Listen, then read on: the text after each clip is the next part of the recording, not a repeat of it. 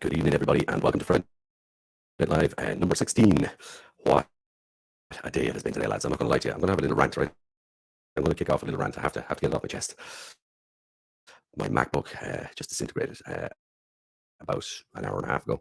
So it's been a testing and trialing evening, but we got there and I managed. I was lucky enough to get my hands on a lovely Acer laptop and I had to go set everything up again on that. So apologies for the few minutes late and all that kind of stuff. We're usually sharp at 10 o'clock. But not to worry, we've got a great show lined up. I mean, a really good show lined up. And kicking off, we have a man who, how could I describe him? A troubadour of the live scene, for sure. A troubadour of the live scene, both here in Ireland and abroad. He's been on the go for a good while, but never stops. The energy just never stops. He's one of the most flamboyant frontmen that I've ever seen, both holding a bass guitar and an acoustic guitar, whatever he's doing. And that is, of course, Rory Gallagher, and not to confuse him with, of course, Rory Gallagher from the 70s / rock scene or whatever.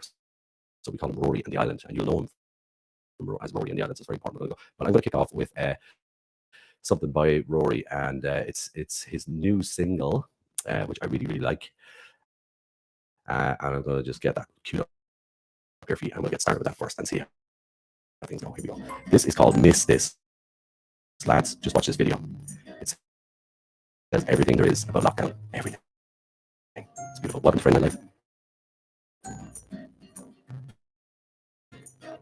Days in the past, laughing and drinking.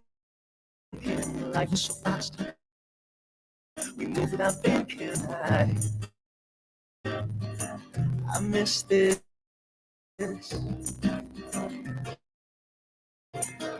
Swearing loud, holding your best friend, festival sounds, dancing and telling. I miss this. Run away to a better time. Everybody's got a little moments in their mind. You say, God, I miss this. Stadium crowd, watching the whole team, living their own dream. I miss this. Day in the sun, time for a cold game, sitting anywhere. No silly old fear. I miss this. Run away to a better time. Everybody's got a little moment in their mind. You say, God, I miss this.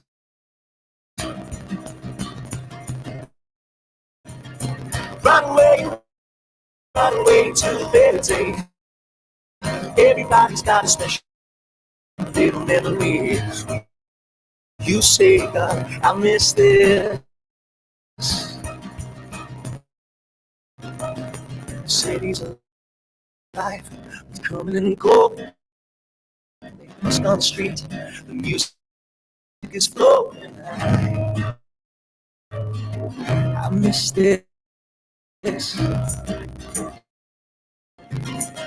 Smile on your face, smell of coffee, the buzz in the place. 'Cause people are happy. I miss this. Hey. Run away to a better time. Everybody's got a little moment in their mind. You say, God, I miss this. Run away to a better day. Everybody's got a special little memory. You say, God, I miss this. I miss this. I miss this.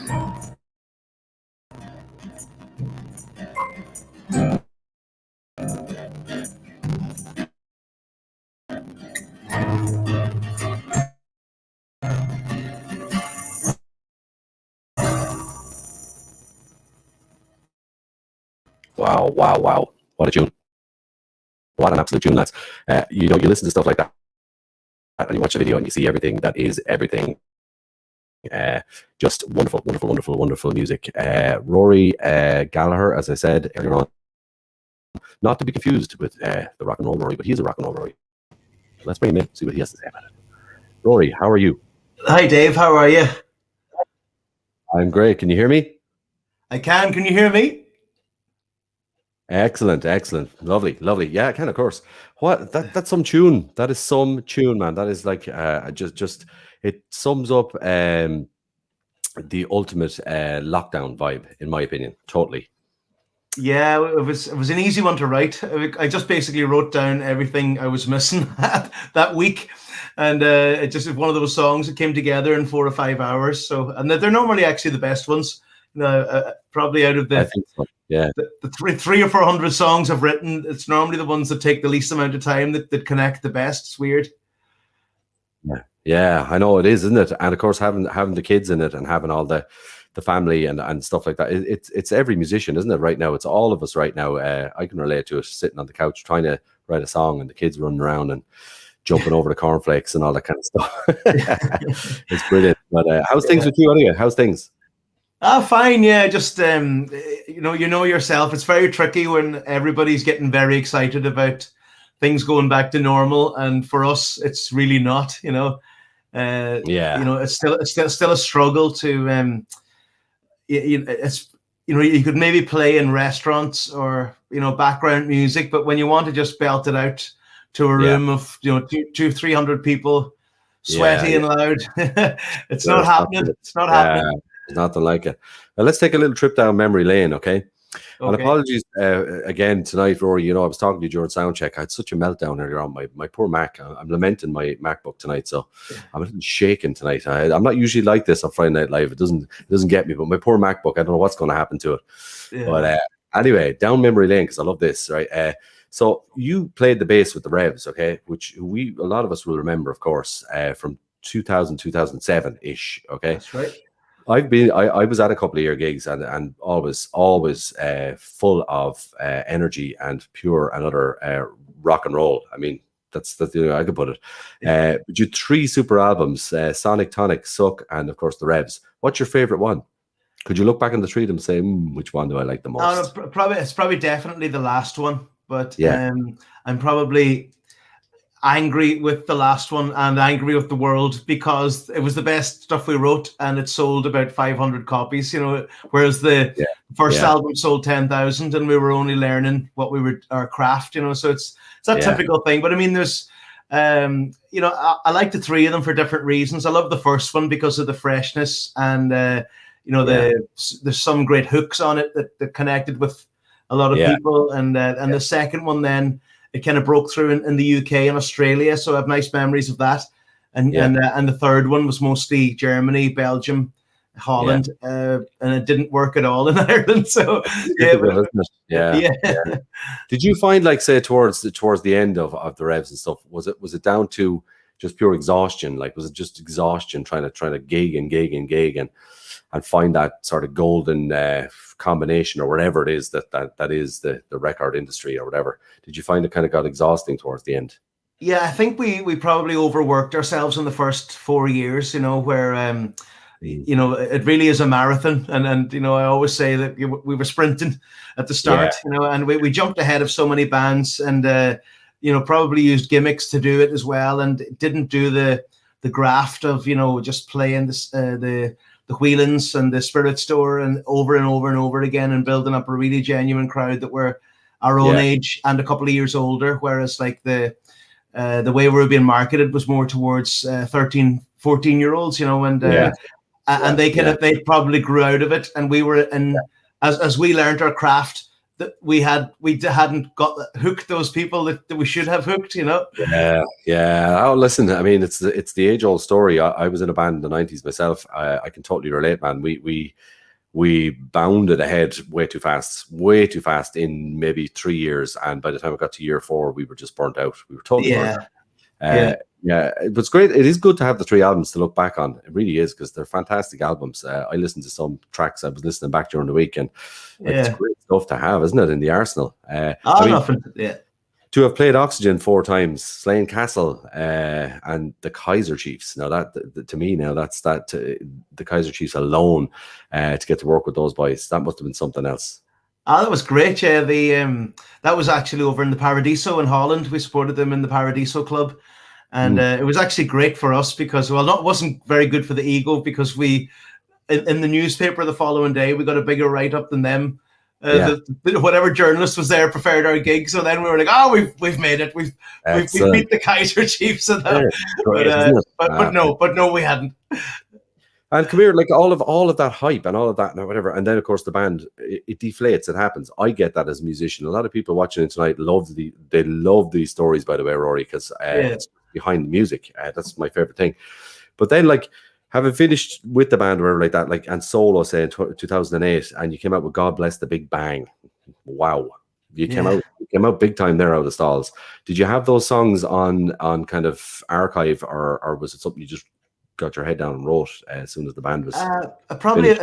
a bit of both. I might have had maybe 4 or 5 of them written, and it was getting to that point, like, where I'm sure you know it in bands where, you know, because we'd gone through that little stage of at the start, I would bring in a song 80% complete, and we would all complete it, and John would do the same, and then as we were on the road more and more together, we started writing in the same room.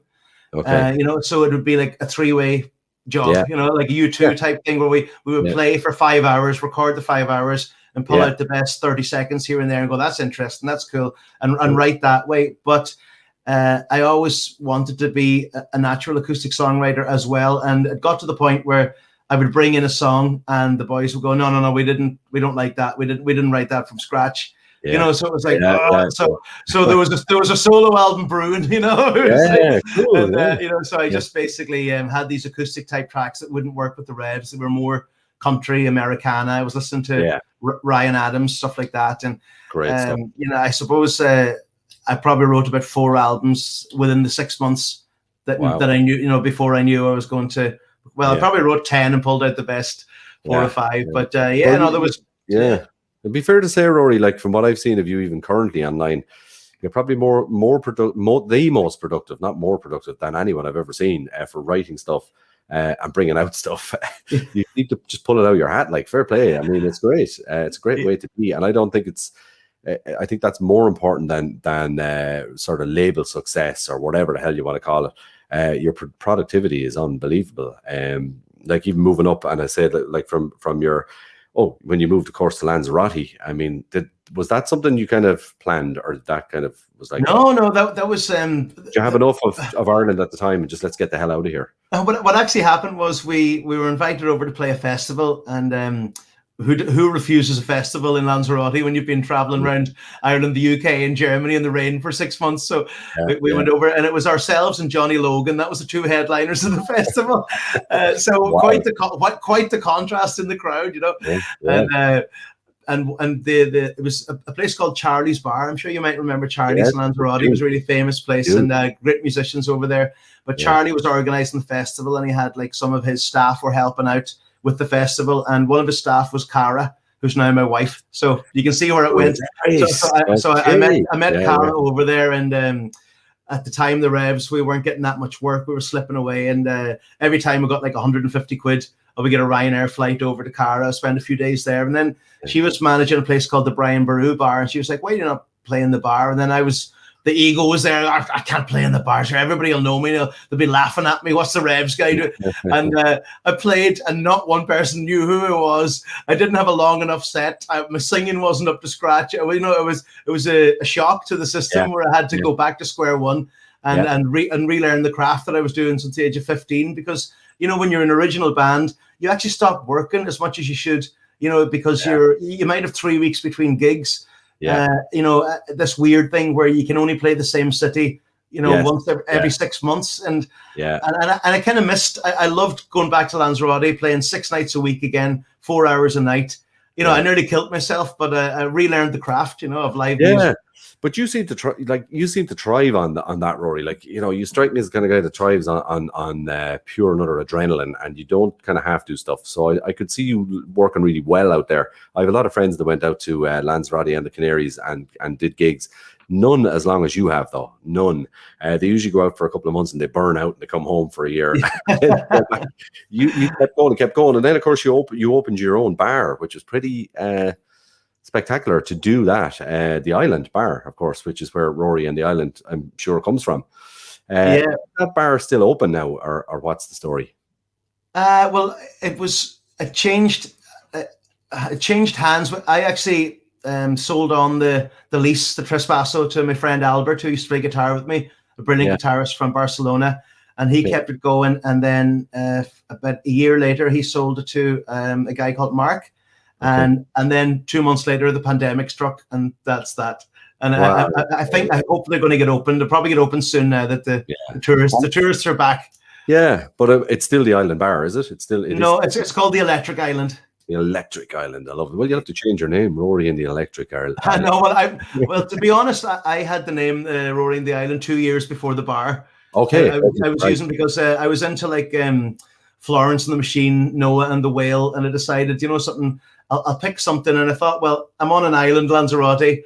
I always liked the story of Chris Blackwell, the guy that set up Island Records over in Jamaica just for Bob Marley, you know, and then it was just meant to be a little reggae label, and they set it up for the love of music for Bob Marley, and it grew and grew, and they signed U2, and they signed, you know, Island Records as big as you can get, you know. So O'Connor, everybody, So and Paul Brady's song "The Island," I always loved that, you know. So that's all this. The island kept coming into my head. So it's just like I went, and the novel as well. So I went with Rory and the Island, and then instead of calling the bar Rory's, which is too big-headed, I went with the Island. So cool, brilliant. I always thought it was the bar that was where you got it, or either the bar came first or the name, but. It makes sense now, it was the band, it's cool. And of course, in 2010, I wanted to ask you a bit about recording with Sharon Shannon, and then Shane MacGowan, reworking Fiesta, man. Like that's about as good as things get, to rework Fiesta with Shane MacGowan. That was amazing, Sharon was doing gigs every 3 months for about a week over in Charlie's as a special guest, and I was one of the house musicians there. So she just, I suppose. We have a few pints after the gigs, and I think she just liked the way I was writing and singing or whatever, I think.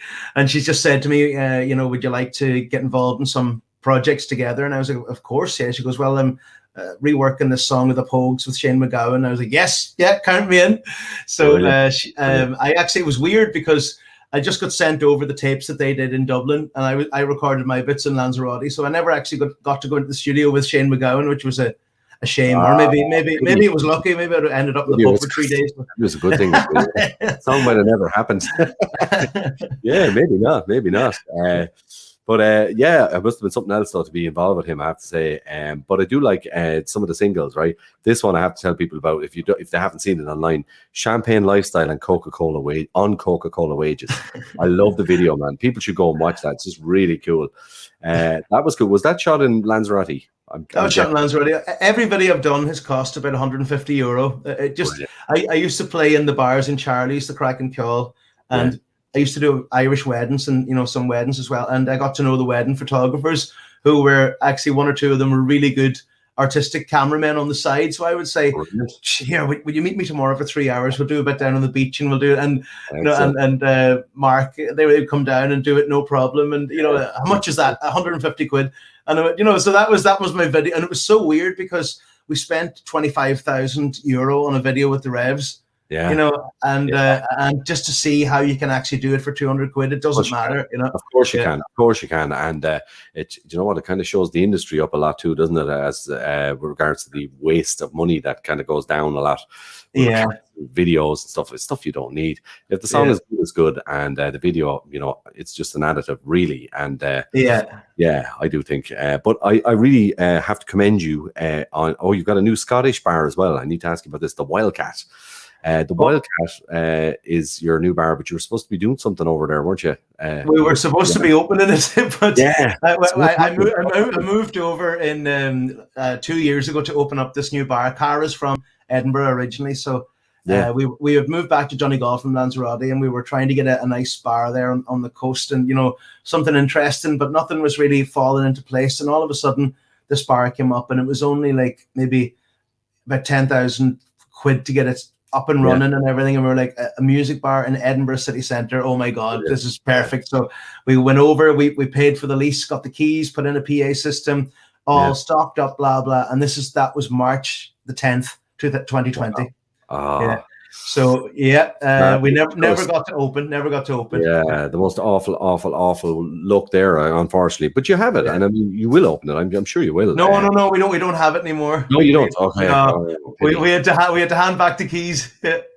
Yeah, listen, you're not on your own there. You're not on your own. Yeah. It's been an awful time, hasn't it? It has been an awful time. Not just for musicians, the obvious thing, but for business. Like, geez, it's been horrendous. Like, but I still like the name The Wild. I think you should do an album and call it The Wildcat. I think you should. That'd be cool.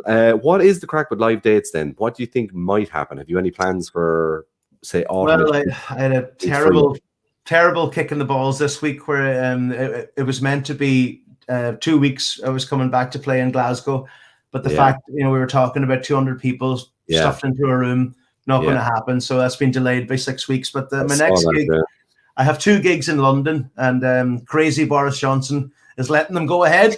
So so that's the 13th and the 14th of August. That'll be Friday and Saturday night in Dublin Castle in Camden, and they're both sold out, so it's going to be fantastic. Listen, fingers crossed. Everything should go well. Everything should go ahead. I'm double vaxxed, so I hope everybody else comes in. You'll be grand. Yeah, listen, don't do any stage diving around, or if you do, just make sure you're a full body sort of condom thing where you can jump into the audience. Don't be licking anybody. I hope it goes ahead. It will.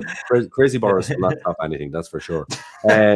When we were talking during soundcheck, you said to me you were going to do a live song, and then you said to me that you were going to actually do a live song that nobody has actually ever heard.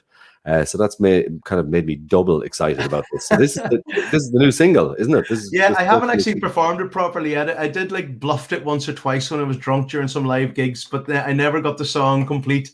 And so I kind of got the fear now that I mentioned it to you, but I really should start doing it. See, it's more of like I decided like the 2 singles about out, Miss This and Valhalla, put them out in the last year, and they were quite melancholy and reflective and lockdown music. And I decided, right, there's a bit of light at the end of the tunnel, and for a bit of crack, I'm going to write a bubblegum pop tune.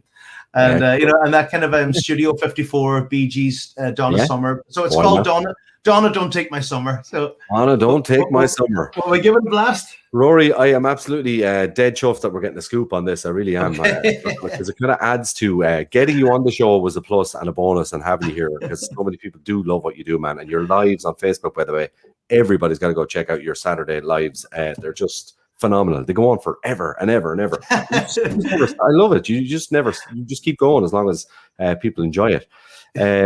I cannot wait to hear your new single. So without further ado, Rory and the Island, Donna Don't Take My Summer.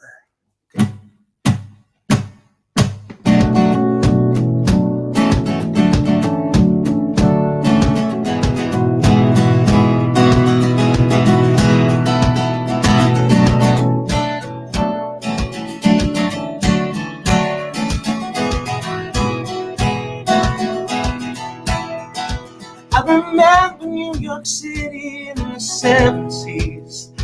Everybody got so high Saturday night. Susie Quattro in the backseat of the limousine. John Travolta next to Halston dressed in white. But now you're still in love with somebody. Still in love. Donna, don't take my summer. Donna, don't take my summer away. Woo! Well, I said, Donna, don't take my summer. Donna, don't take my summer away. Ow! I remember New York City back in '83. All those West End girls were dancing in the dark. When I walk around Vienna, meant nothing to me. like a cocktail waitress working in a bar. But now you're still in love with somebody, still in love.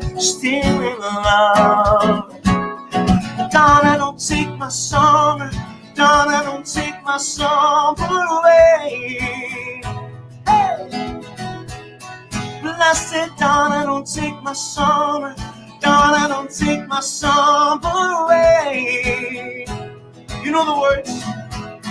Blessed Donna, don't take my summer, Donna, don't take my summer away. Hey! Come on. But don't stop the music, but dance to the music. Don't stop the music, but dance to the music. Don't stop the music, but dance to the music. Don't stop the music, but dance to the music. I remember a letter you read me on the radio. Hey, hey, hey. And you told the world just how you felt. It must have fallen out of a hole in your old brown overcoat.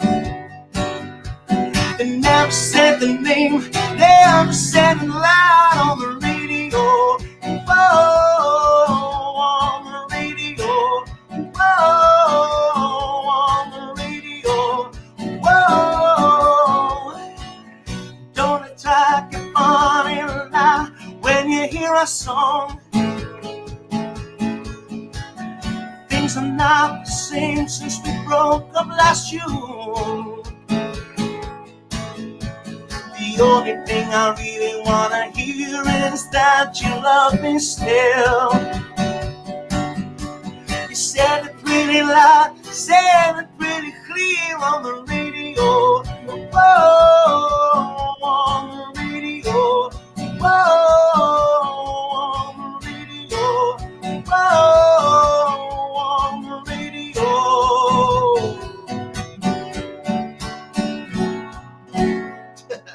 Bit of Donna Summer at the end there. Why not? Holy hand of Jesus, as they would say here in Ireland. Holy hand of sweet Jesus. Rory, I love it. That is definitely the anthem of the bloody summer. Get that out fast. Get that out fast. I'm probably going to miss the summer by the time it's out. It doesn't matter, because listen. This is the first day we had 20+ degrees in Ireland. Anyway, it's going to be an Indian summer. You've timed it well. I know you've thought about this. That is brilliant. I'm a meteorologist. It's brilliant. It really is. I love it. Donna, don't take my summer. It's everything, man. You're cheeky with the chords. You're cheeky with everything. You've got everything in there, and it's lovely. And that's what it's about. It's hook central. So thank you so much. You just cheered me up no end after all of my rant tonight. I don't care about my MacBook anymore. Now. I care less. Listen, Donna, buddy. don't take my MacBook. Donna, don't take my MacBook. Yeah, I like it. That could be the B-side. Yeah, that could be the B-side. Definitely.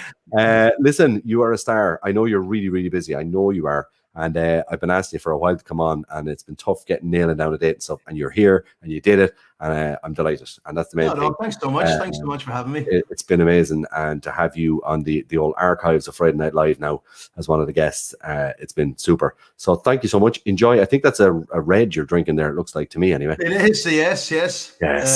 Spar's finest. Lovely. Well, enjoy. I'm on Super Values finest here, as you can see. The good stuff now. The good stuff. It's €10 for 8 cans. It's great. You know. Jeez, that is good. Yeah. So listen, I'm going to let you off. I'm going to let you off and enjoy yourself the rest of your night. Thank you so much. Thanks so much. Thank you. You're a star, buddy. You're a star. Thank you so much. We'll meet up in person soon when we're allowed. Definitely will. For sure. Mind yourself, buddy. Everybody tune in. Thanks very much. Thank you, Rory. Tune in on Saturday nights and see Rory live. He does a great 3-hour show. Plus, as long as it takes, he keeps playing.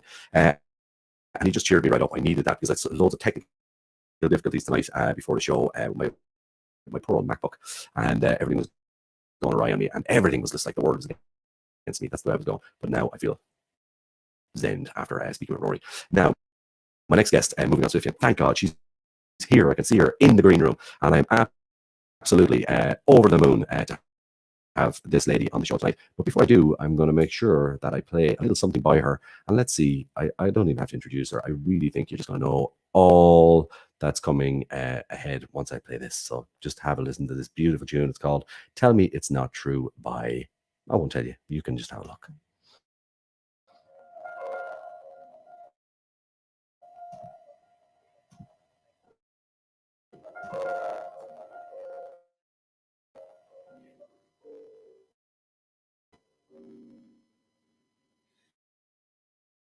Tell me it's not true. Say it's just a story. Something on the news. Tell me it's not true. No, it's here for me. Say it's just a dream. Say it's just a scene from a movie from years ago. From a movie with Marilyn Monroe.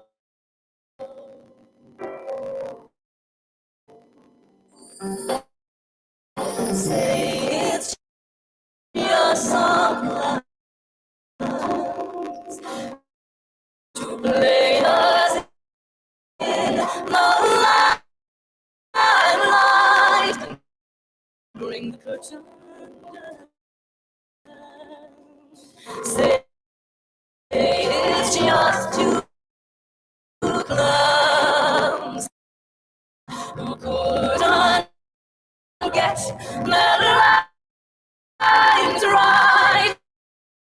Say it's just a show on the radio that we can turn over and start again. That we can turn over, it's only again.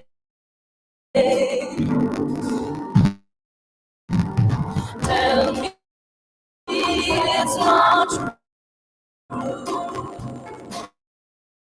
Say I only dreamed it, and morning will come soon. Tell me it's not true. Say you did not me. Say it's just pretend. Say it's just the end of it all.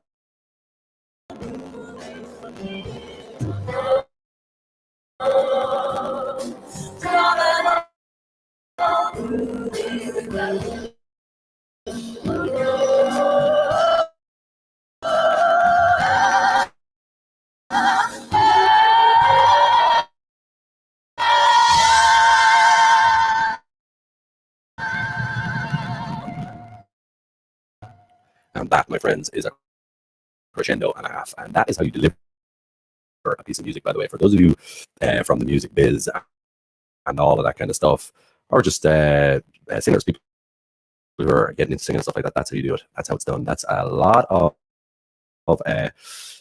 effort and work goes into that, and I appreciate that as a vocalist myself. I love it. I love it. Of course, it is Rebecca Storm, and she's here, and I am thrilled to bring her to Friday Night Live tonight. I'm delighted that she's here. So let's get straight into it, guys. Rebecca, how are you? Hello. I'm okay, except Oh, you're it's breaking beautiful up to an have you awful here. lot. Am I breaking up an Thank awful lot? you. I'm sorry about that. I Well, do yeah, apologize for that. that's okay. I mean, I don't think it's your fault. It's just the internet. That's all. So while I was singing "Tell Me It's Not True," it was like that comedian going. "Dup, dup, dup, dup, dup, dup, dup, dup." But hey ho, Oh I'm no! here. Oh no! Hopefully you can hear me. Oh, I don't know why that's happening. I can hear you perfectly. I don't know why that's happened. Well, my MacBook did blow up Oh. earlier on, which didn't help. Yeah, so it's been one of those nights, unfortunately. But yeah, maybe it is just Yeah. the internet. I hope that's all it is. But we'll have a look back after it should.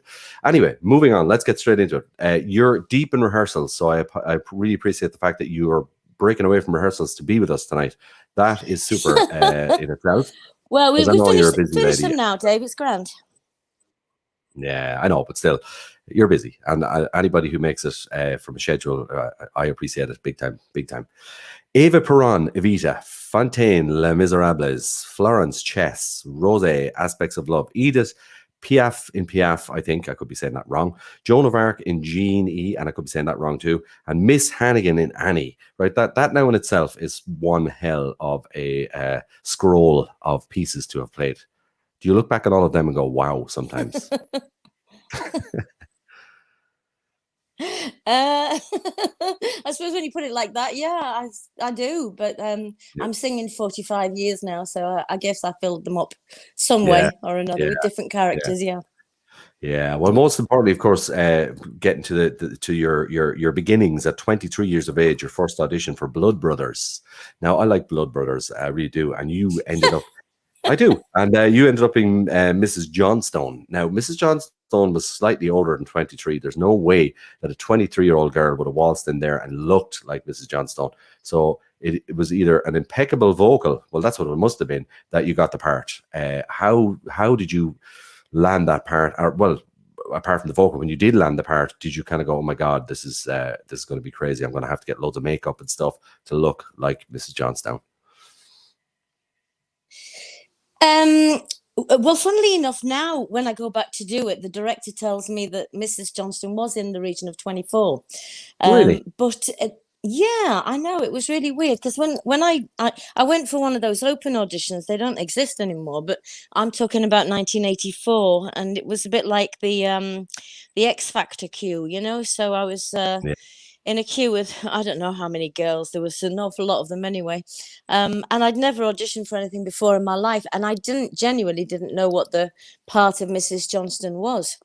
Okay. There was an advert in the Stage and Television, you know, that newspaper, and so something, you know, maybe it was my father. I lost my father when I was 8, and maybe it was him that just directed me to this little square because, as I said, I've never been to an audition, and I went to the Manchester Palace Theatre and queued up and sang, and they said, will you come and read? And of course I said yes, you know, and they sent me a script, and my mother read it first and said, what part are they looking at you for? And I said, I think they said the mother, because I hadn't read it. She read it first. And she just laughed out loud and said, you've no chance, you know, forget it. So they sent me a tape of the songs and the music and everything, and I learned them.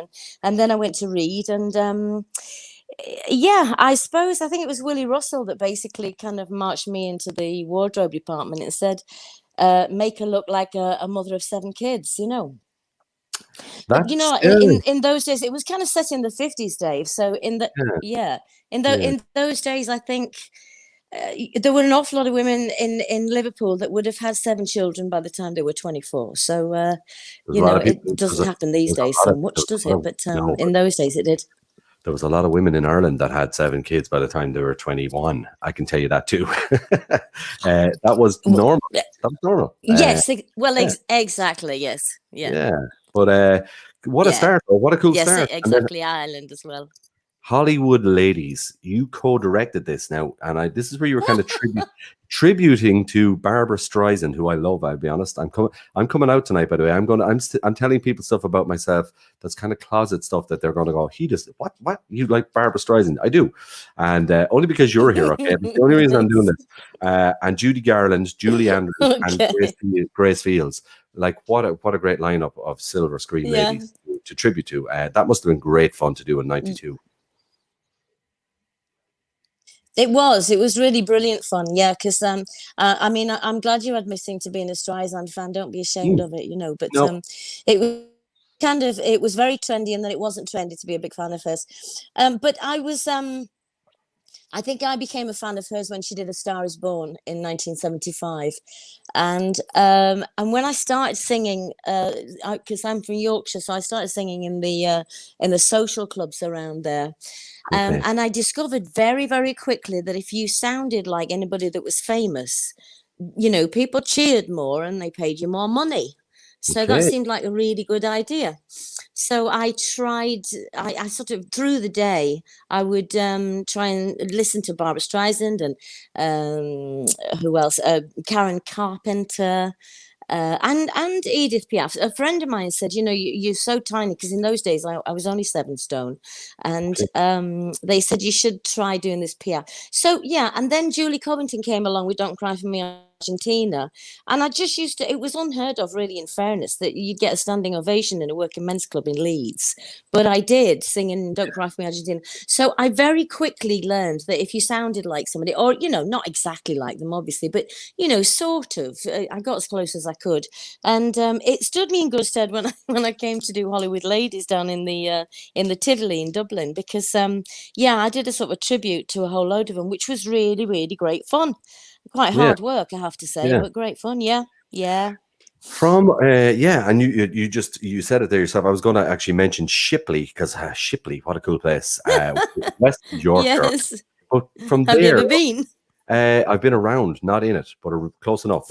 Close enough. I've been around a lot of the UK. I haven't been in Shipley, but I've heard good things about it. No. No? Have you? You've I missed that. well, I haven't. I haven't been there. No, I haven't. Is it that bad? Is it not that bad? Is it? Come on now. No, it's Don't lovely. say I'm only that, Rebecca. joking. Of course, no, it's I'm only joking. Shipley, where I was born, very proud of it. Of course, I'm. Yeah. But it's kind of it's near the Dales. It's Ilkley, Skipton, Yeah, sort of. yeah. It's I see. beautiful. There's really beautiful parts. Yeah. I love that part of the UK. I just love it. The Dales, all that. It's just Yorkshire is just proper good, as we say. And I just love it. But you're in Ireland now. Aye. I wanted to ask you, Yes. how, what, and where, and how did you end up in my home county of County Kildare? Tell Of me County Kildare. I'm a That is Kildare girl now. Yes, that is my home county as well. Is it? We're in Nice, and we've been here 20 years. Yeah, well, lived. I'm from Newbridge, which is only a stone's throw. Oh, yeah. Originally, and I'm in, of course, Limerick now, broadcasting. But Right. County Kildare. Why County Kildare? What was the attraction? Well, we just had some friends that lived here, and it was one of those kind of one sort of thing. There was no master plan. I did from April to October. I did a season in the Clontarf Castle with the Celtic Tenors back in 1999. 99, yeah. Okay.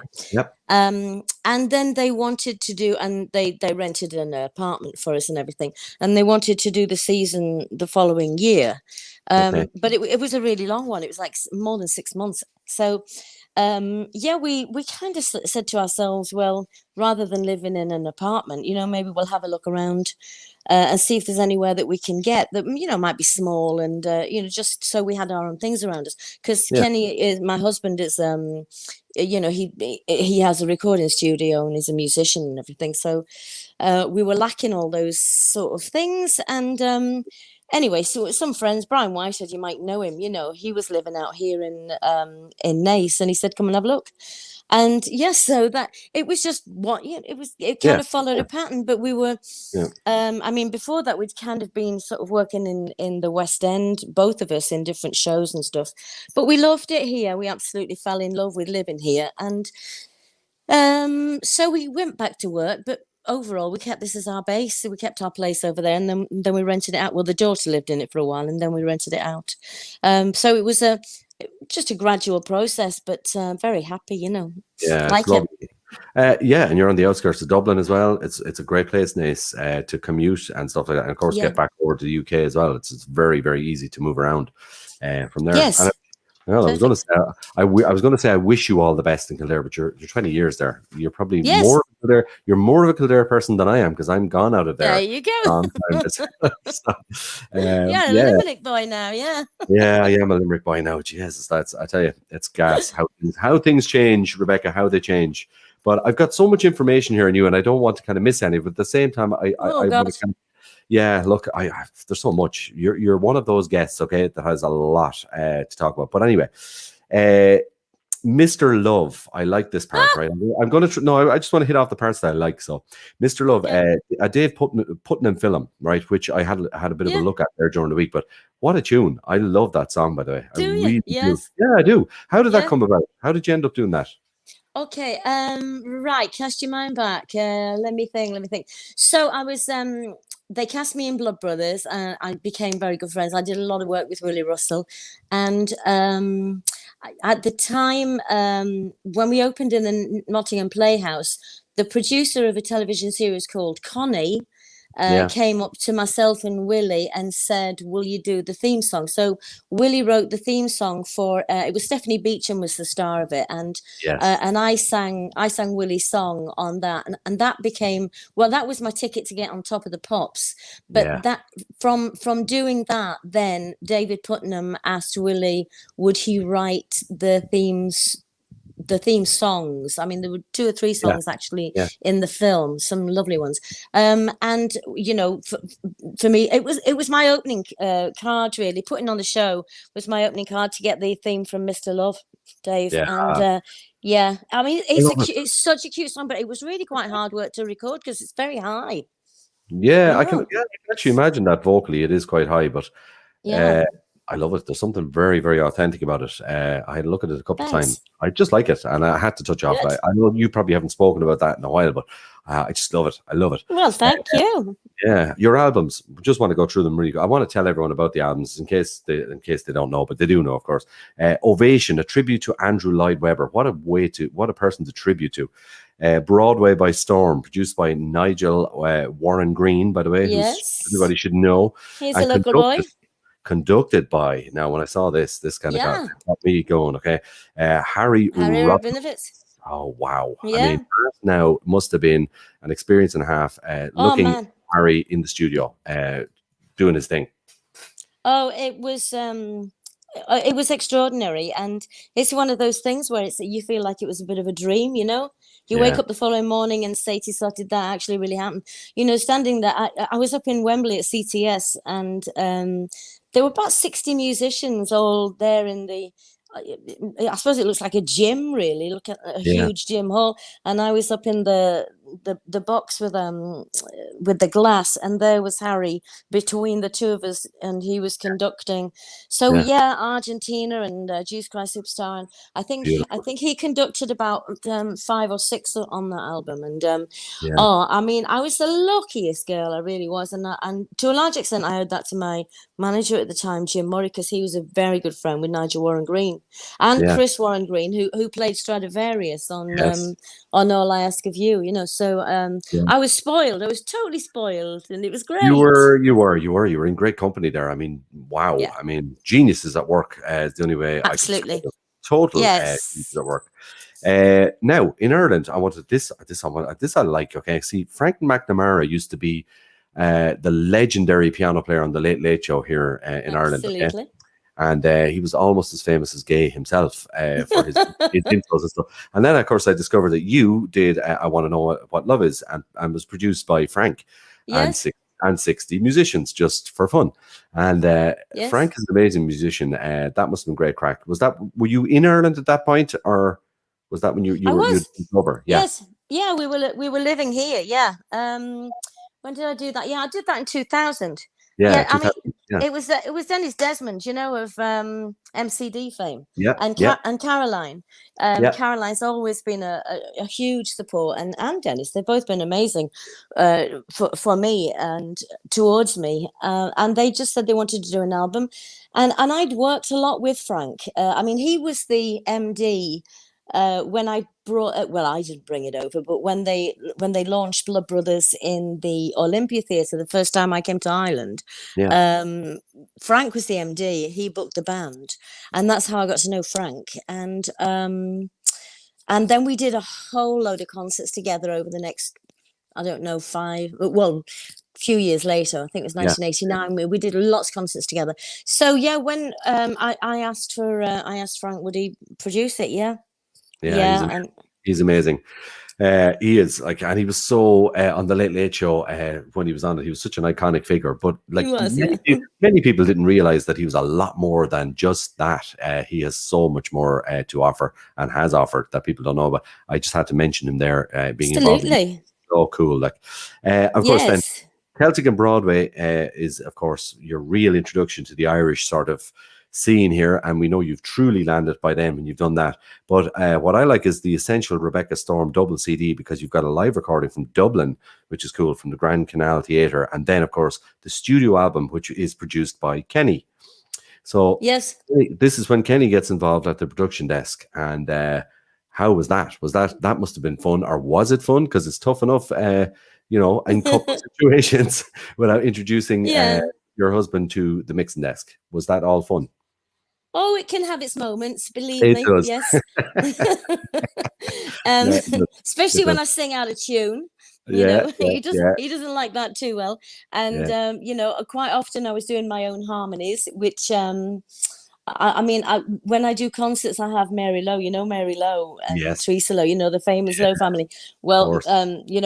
Mary's been, and I've been singing together now for 20 odd years.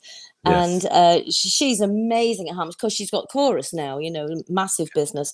But Yeah. she normally does the harmonies. But when we were recording that particular album, she was busy doing some other things, and I had to do the harmonies. Well, I mean, that definitely did create quite a bit of friction because I can imagine. I'm slow when it comes to doing the harmonies. I keep just slurring back into the melody Yeah. line. So Yeah. I had to be very disciplined there, Dave. Yeah. But Yeah, no, but we got it done. you got it done. Yeah, you got it Yeah. done. Yeah. Well, I know myself Yeah, here. he's great. He's well, marvelous. fair play to him to get involved and stuff. And I did a bit of looking into him actually during the week. He's got quite an impressive thing going on too. But we'll talk about Kenny another night. And sure, he might come on to Friday Night Live and have a chat. We'll do a behind the music show or something, because he's got a lot of cool stuff going on, in fairness to him. But anyway, and then you got your handprints set on the famous Gaiety Theatre and Walk Yes. Walk of Fame. Now that's kind of cool in Ireland. That's a very cool thing to have done. Absolutely. I mean, can you imagine how I felt? I'm You next must to Billy have been- Connolly. Yeah, it's pretty. I'm next to Billy Connolly and it's awesome. and Luciana Pavarotti and Gaiety Maureen is just- Potter and good old like hello. Maureen Potter, like an absolute gem of this country. A gem, Absolutely. And, Yes. to be there Do you know- is amazing. The very first day that I came over, Dave, when I came over on the ferry in 1985 to do Blood Brothers, and the producer Pat Dunn, we've lost him since, but he asked me would I do a promo kind of guest thing in the Abbey Theatre.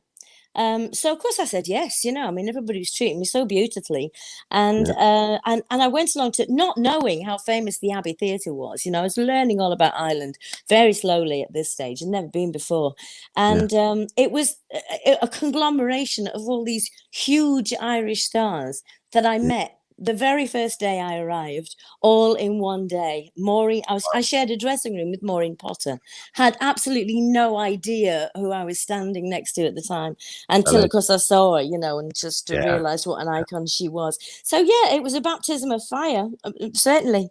But hey, sure, I'm still here. Sure. Yeah, you're still here, and fair play. But you were really lucky to end up in that scenario with Maureen.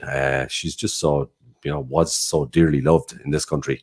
Absolutely, an era that's gone now, but like dearly loved.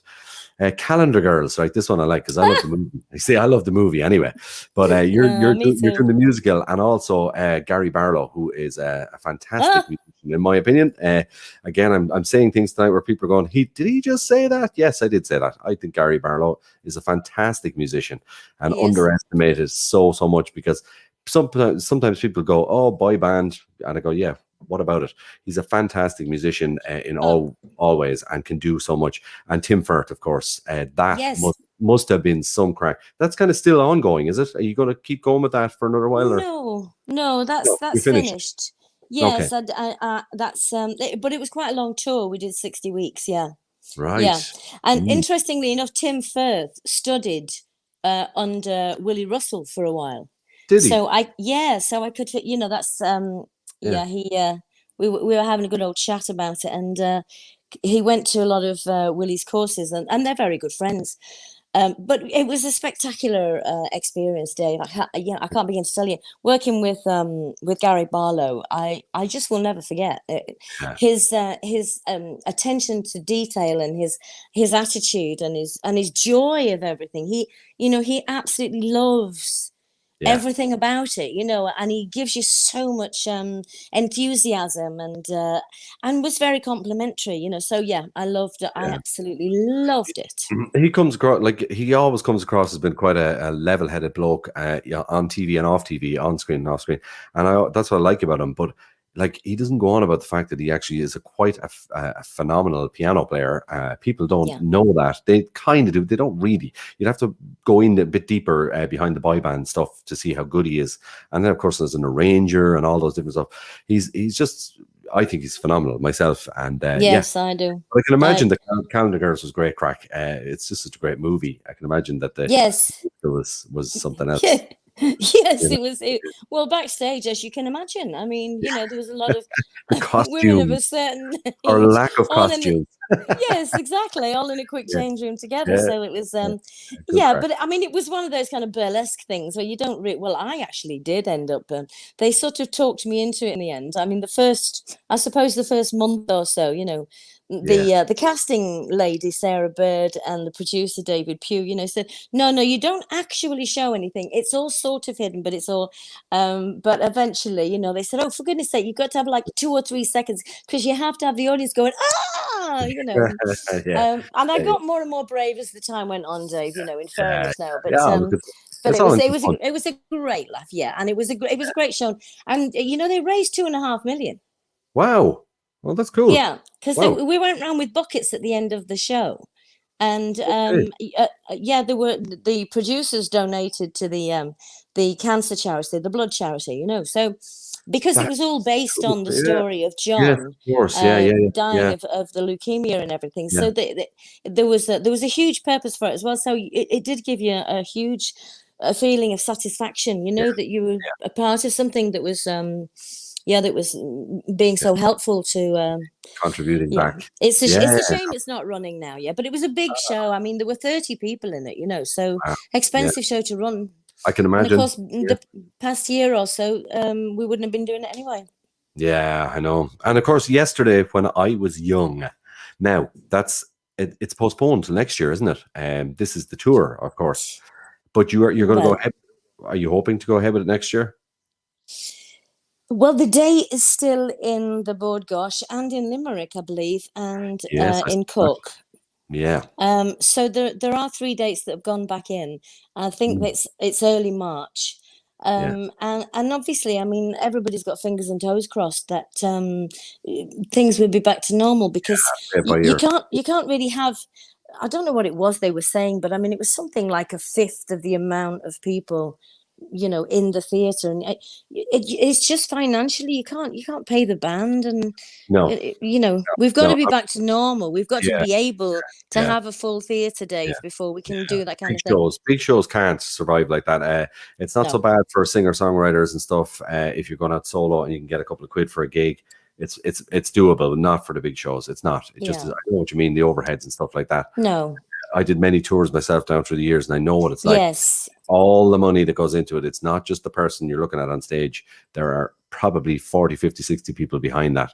The people don't know about, but there's a lot. But before I leave you tonight, we have to talk about the upcoming show in one of my favorite places in Ireland, in Ballykeefe in Kilkenny, the amphitheatre, on August the 7th, 2021. I know. Is it going ahead? It is Yes, happening. I've never. Oh yes, it is. Well, it's open air. Yeah. It's So it open should be air. fine. So It should be fine. and I assume that it's limited. I've never been there, Dave, but I've only You're actually seen going to pictures love on it. the internet. You're going to love it. Absolutely, it looks spectacular. I It's truly can't wait. Yeah, you're going And that's why we've been after you do this. rehearsing for that very thing. Yeah, after you do this, Rebecca, you will never look back. Trust me, it is a very unique place. It's almost kind of spiritual. There's something really cool about Ballykeefe, and after you've Yes. done that gig, you will never forget it. Trust me, it's a Yes. very special place. So it's delighted to see that that's where you're doing it. Yeah, I mean, I'm thinking about going down to see Jack L because I'm a huge fan of his. He's I've seen amazing. him many times in the Olympia, you know, in those days when they used to go on after the musical, they'd put the nighttime one on. I saw him many times. And he's there, I think, at the end of July. So I was thinking maybe I'd go down and check it all out before we do ours. Ours is the 7th of August. Yeah. And we've got the sort of 6-7-piece band and Mary Lowe and Ali Vard, you know, the Vard sisters, Ali Vard, one of their daughters. She's doing backups with me, and I'm just so looking forward to it. Yeah, it's going to be amazing. You will love it. You will love it. Trust me, I've been there a few times. Thanks. There's something spectacular about that, and of course, your setup, of course, will be perfect because it's that kind of theater vibe anyway, and it's shaped so perfectly. Everything about it, the sound is amazing in it. Rebecca Storm, you just cheered me up double time since my first guest, Rory. Rory, I saw Rory. And did you see him? Yeah, he's brilliant. I did. He was fabulous. And I really need that tonight because my poor old MacBook is after blown up, so it's very important. I have to. Is that what happened? So I couldn't do the sound checks earlier on in time, and everybody was looking for me, and I was so I'm so sorry. Stressed out. No, because I'm never late for stuff. I hate being late for stuff. Yeah. Pet peeves. No. Of course, my poor MacBook blew up, and I was like, "Oh my god, everything's going wrong." But we got there. We're here, and we're all here. Well, and, well done, you. Yeah, I wondered what it was that was going wrong, you know, but obviously, you had. Anyway, we connected, and I got to see Rory, and I got to see you. Yeah, and I'm so glad. I can't thank you enough. I really can't, because this show, you know, it's broadcasting from my gaff here in Limerick, from the Sunroom, and it just keeps getting bigger and bigger. And it's people like you that take the time out to join us that attract so many people to listen to it. It gives the other guests to come on to, you know, get a new audience and stuff.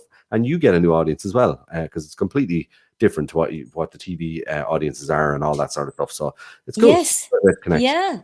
No, it's great. Listen, thanks for asking me. I thought, like I said to you, you know, I thought it was just going to be a telephone call. I didn't realize. So I put a bit of lippy on for you. Fair play. I'm very impressed, Rebecca. I really am. I'm glad you are. You put the effort in. You put the effort in.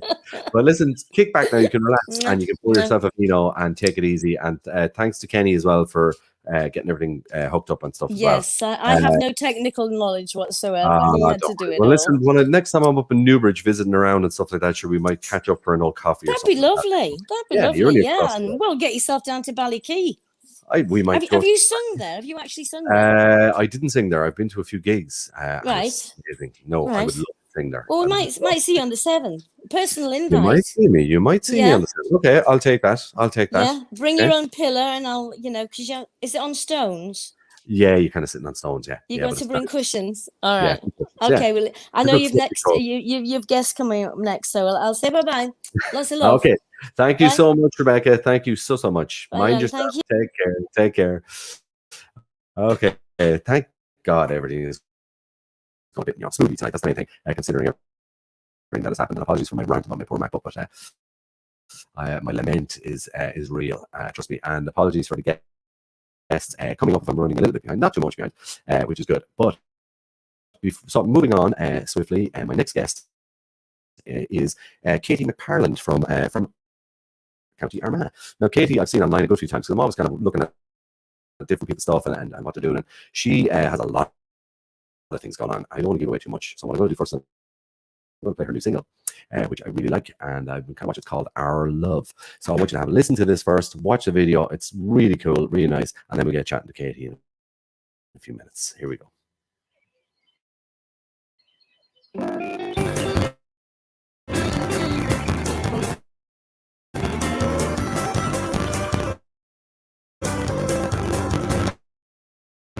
It's so good to see your smiling face again. It's so good to hold your hand. I miss your tender words of love and your neck. I'd love to tell you that you're mine.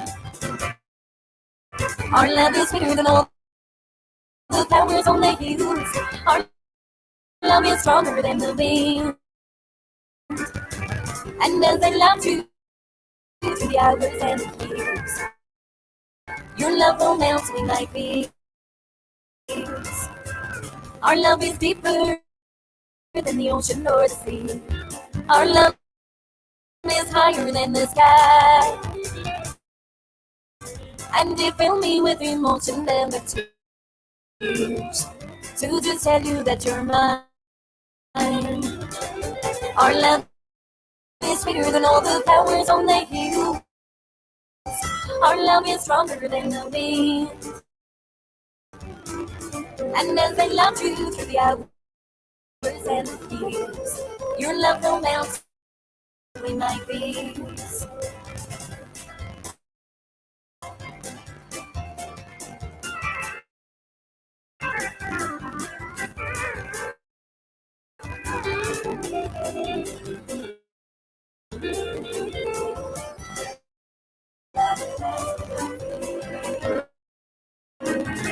It's so good to run my fingers through your hair.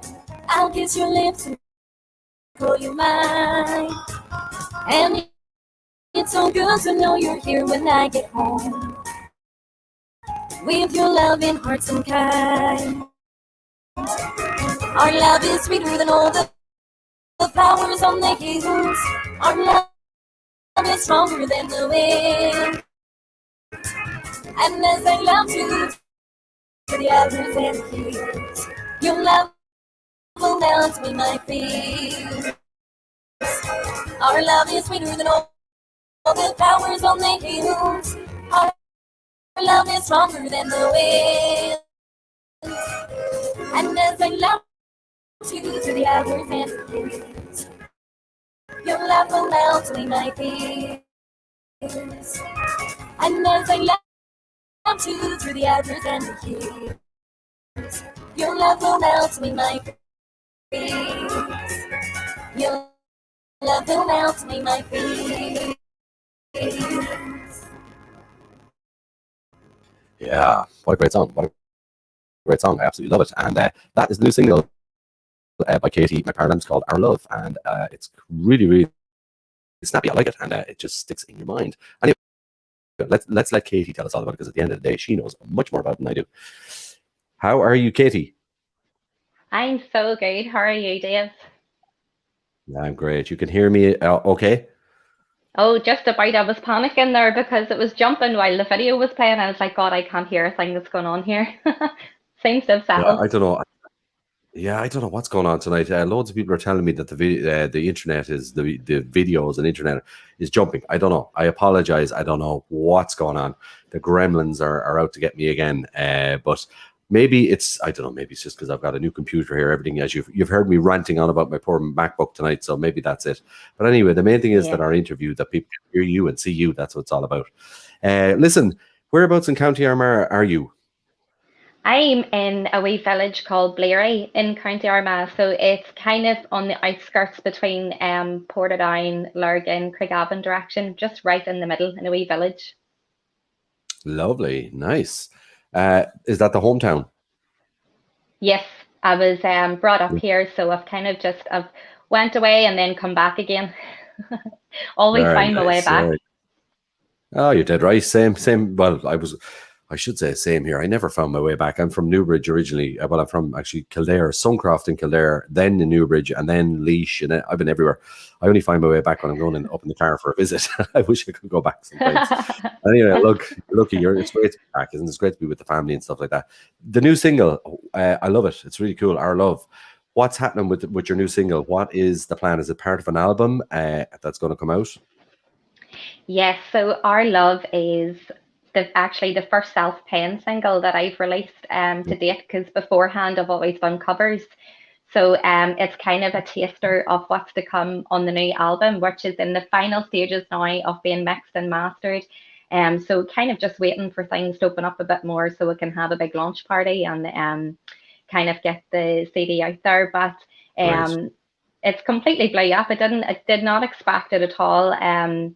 From releasing this one, especially you are more nervous when you're releasing your own material rather than like covers that you've done, because you know people already like the songs. But when Yes. you're releasing your own song, it's a whole different ball game. But luckily enough, now it seems to have done well, and people seem to think it's catchy enough, and they're enjoying it anyway. Yeah, good. Yeah, and of course the album is coming out in a few months' time, from what I've been reading anyway. So I'm looking forward to that. That'd be cool. And fair play to you. A self-penned, look, self-penned is always good, but covers work too, without a shadow of a Yeah. doubt. We've all been doing Facebook Lives, you included, by the way, with Yeah. Charlie. Is Charlie there this evening? I thought I saw him He earlier on is. stage. I He's knew it. hiding here. You can tell him from me that he's a bit of a celebrity, because when I think Katie McParland, I always think Charlie as well. Hello, Charlie. How are you? You've been He's in, hiding. he's been in on most of your lives, and you guys have been doing some great Facebook Lives together. I've watched a good few of them, and I always pop in and have a look when I see them. And it's great to see the two of you doing that together. It really is. It's unique. It's lovely. I had a father and son on Friday Night Live about a month and a half ago, just by accident, happened to come in as a bit of a surprise interview, and it was just wonderful to watch. And you guys remind me of the same kind of bond, and it's great to see. It's great to see. Charlie is obviously a big part of your musical being. Did he pass down a lot of tricks of the trade to you? He did. Dad was actually in a lot of the show bands around Ireland. I'm not going to say how long ago, because it would give away his age. And he looks right and fresh for his age, Dave. You know. So I thought I would have said he was in a boy band or something. Now I wouldn't have thought he was in a show band. I was thinking. Well, if you would think it was a boy band if you look back at some of the pictures from the show bands with the hipsters and the long crazy hair. Great time. But great times. yeah, I wish I had been a part of the show bands. I'm not really sure what we're a part of now, what it's going to be in the future, but. No, Dad was in all the show bands, and then obviously whenever I was younger, I would have looked up to him and stuff. And then as soon as I was literally old enough to get out into the pub scene with Dad, I did, and we played in the two piece for, gosh, maybe 15 years. We were actually counting it up yesterday. Really? So I think it's about 15 years, yeah. And we played in all the pubs and clubs together, and even from I branched out into the country scene and kind of like going out on my own. There's no show where I punch. He's always about somewhere. He's ready to tag along. But we've really enjoyed the Facebook Lives over lockdown. I suppose it keeps your foot through the door as well. But you know, me and Dad's kind of just like laid back, and you know, we don't really put on really too much of a show or anything. We're just natural, and a lot of people seem to enjoy it, and it's all a bit of crack too, you know. Yeah, but that's the thing, Katie. People do enjoy it if it's natural. You don't need any bells and whistles. If it's good, it's good. And the connection there, because I've watched it with yourself and your dad, it's just good. I mean, it's good. That's it. You don't have to pretend something's. You know, I've seen some lives, believe you me, during this pandemic, where people have all the kind of green screen up and all this stuff going on, and it just doesn't come across very well. You know, it's too much. Yeah. It's too much. And no, it's lovely. What you do is lovely. You were in BIM as well. Now this I like this, because I'm a former BIM student myself. I didn't graduate as a degree student. I did a couple of diplomas up there. What did you study what did you study when you were there? I studied, first of all, I done the double media studies. And then after I'd done the 2 years in the media studies, and then went on and done my journalism. And yeah. Yeah, good idea, because it has lended itself quite well to you, because you're presenting on Spotlight TV at the moment, which is quite cool, doing Fresh Country. So that's something you certainly know your stuff, because I've watched a few of the shows and stuff, and you're really, really good, naturally good on the camera and chatting away and giving it the usual jargon. So you've obviously, I was thinking, I thought when she was in BIM, I said it must have something to do with that. You love that, do you love the presenting? I do. It came as a surprise. Whenever I was younger, I would have done a lot of acting and a lot of musical theatre and stuff. And then, so I was kind of a wee bit dusty on it, but the opportunity come along, and I was like, you know what, I'm just going to grab the bull by the horns and just get stuck in and see how it goes. And, you know, it's completely different to singing on stage or acting or dancing or anything like that, because it's just you and the camera and the producers, and there's so much going on in the studio that you're trying to think about while you're reading from your auto cue, and you have to be careful with your hands and everything. So it took a wee bit of adjusting, but now I'm halfway through the second series now, and I was lucky enough to get another series, because Fresh Country, because they're fresh, they rotate every series. Okay. So I'm on Yeah, so they brought me back for the second one, and then I'll be back again in a few months after this series is Yeah. over. But You it's must be came out doing. well. You must be doing something right. So you're definitely doing something right if they have you back for sure. Listen. To be honest with you, right? I'm a musician here myself. This was all born out of me doing my lives, the same as you and everybody else around the country and the world. Yeah. And I thought I'd have a go at this just because I invited all my friends on one night. I got bored playing myself, and we'd such crack. I said, I'm going to do this every Friday instead. I'm not going to play that much anymore, just for a while. And it has just snowballed in 16 weeks to just an unbelievable experience, to be honest. Yeah. All of the people getting involved, and everybody loves it because there's no agenda here. It's music, and it's about the music, and that's what it is. It's not about anything else.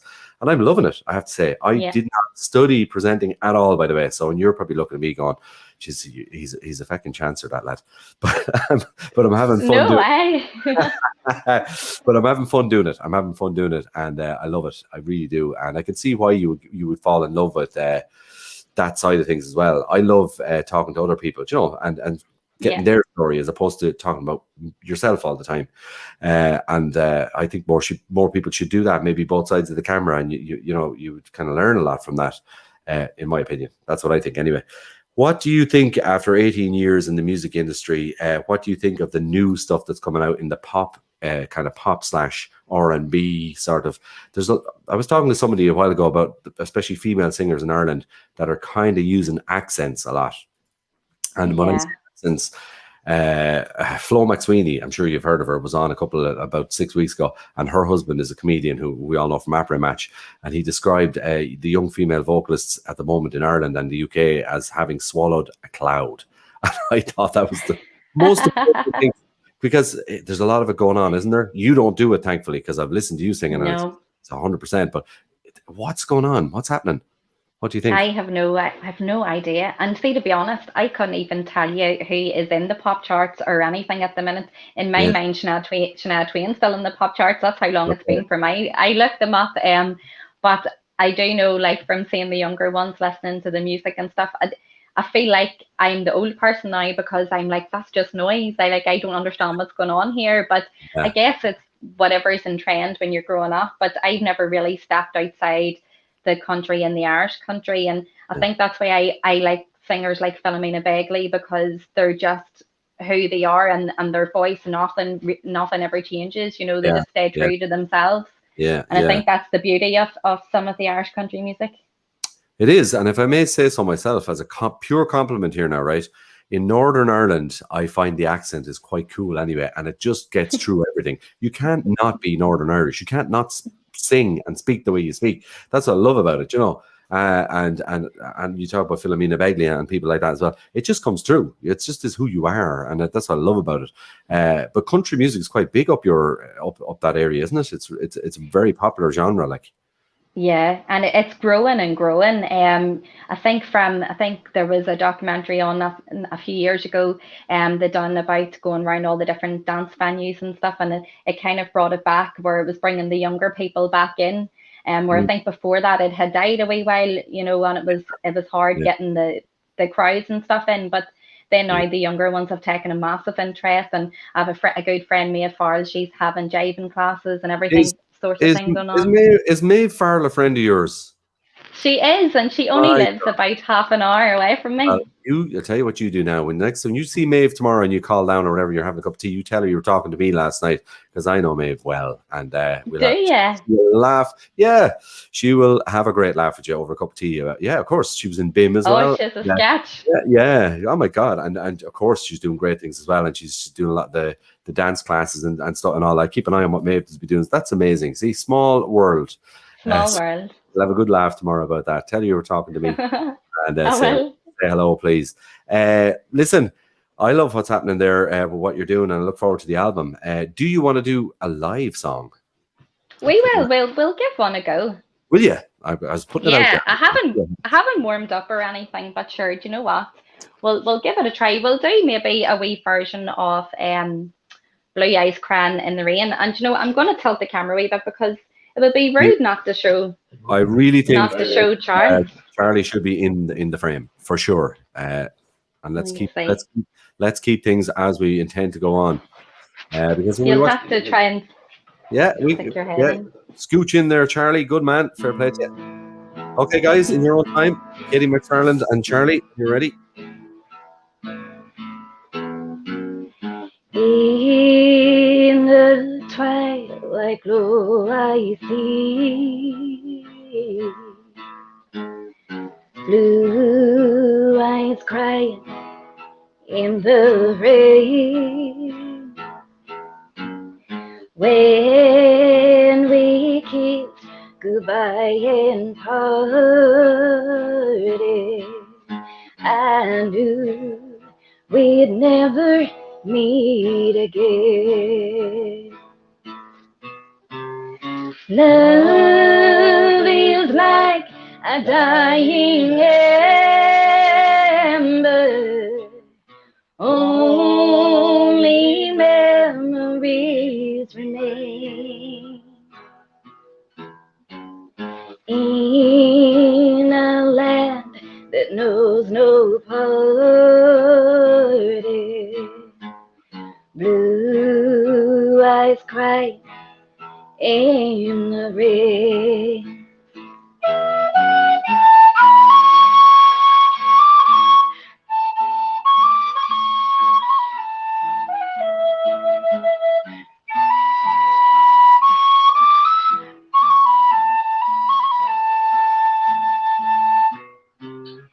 Someday when we meet up yonder,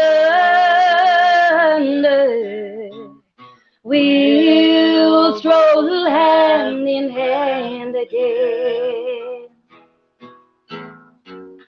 In a land that knows no parting, blue eyes cry in the rain.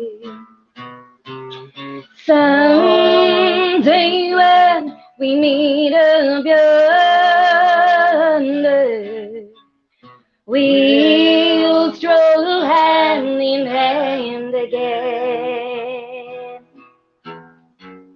In a land that knows no parting,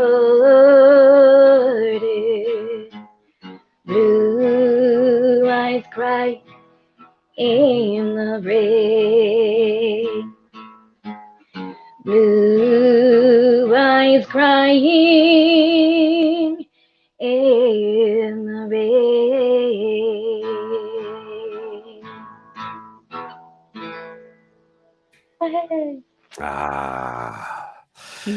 I'll tell you something, Charlie. You know you're a man of experience. You can just know the coolness, the calmness. He's just he's totally the backbone of the band there, isn't he? Fair play to you. Lovely, He lovely is. song, by the way. I haven't heard that song in a long time.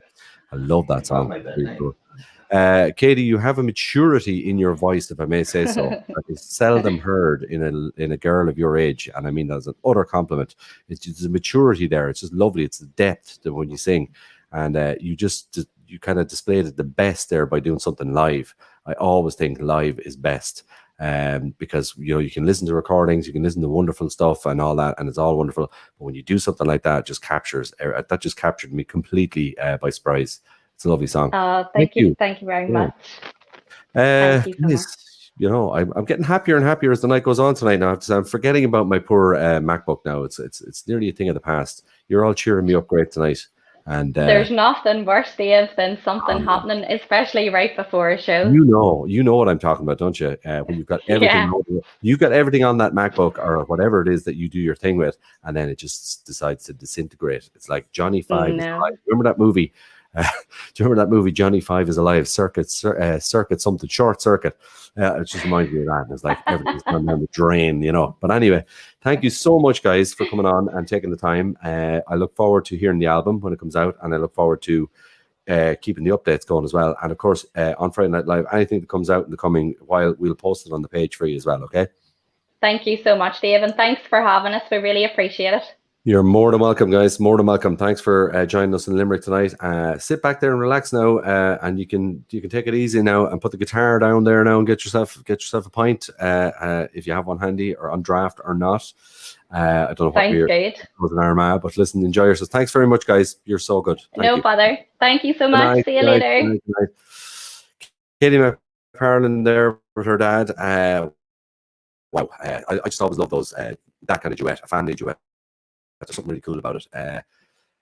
Just a bond, I suppose. I come from a musical family myself. I understand it. I understand how families jam together, and it's just something lovely about it.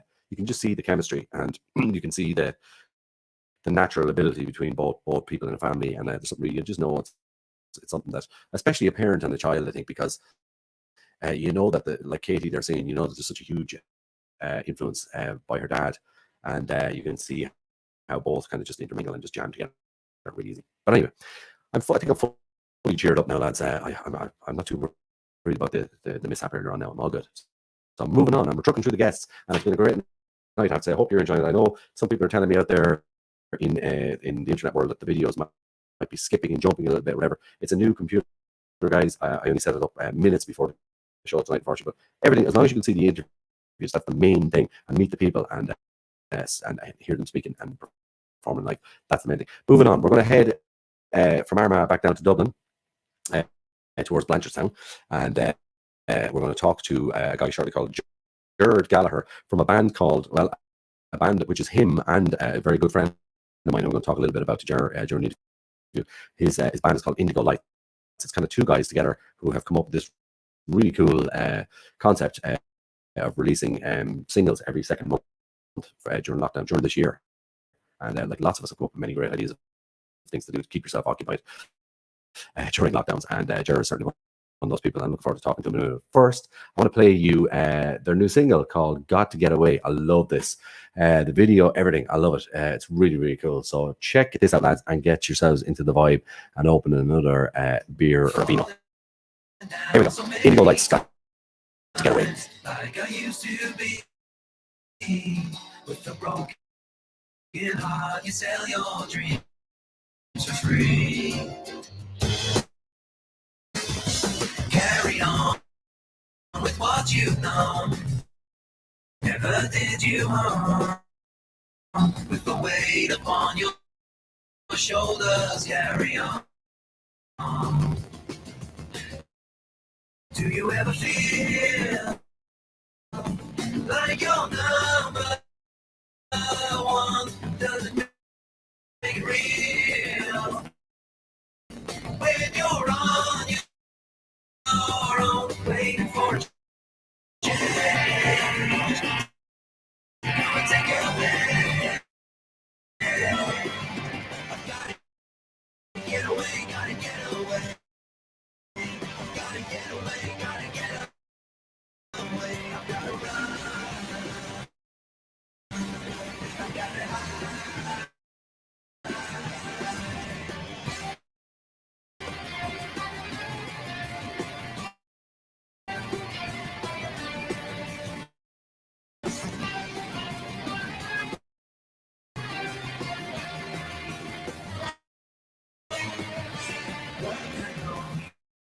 Your ship has sailed away before it's time. There's a reason you got yours and I've got mine.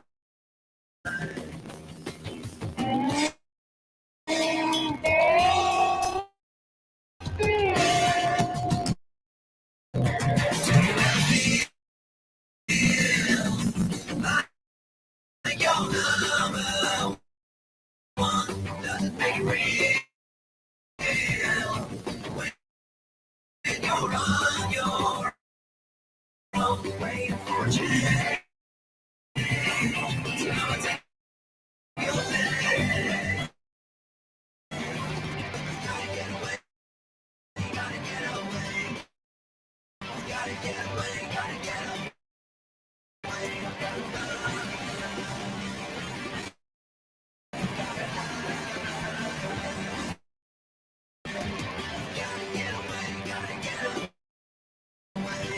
Gotta get away, gotta get away.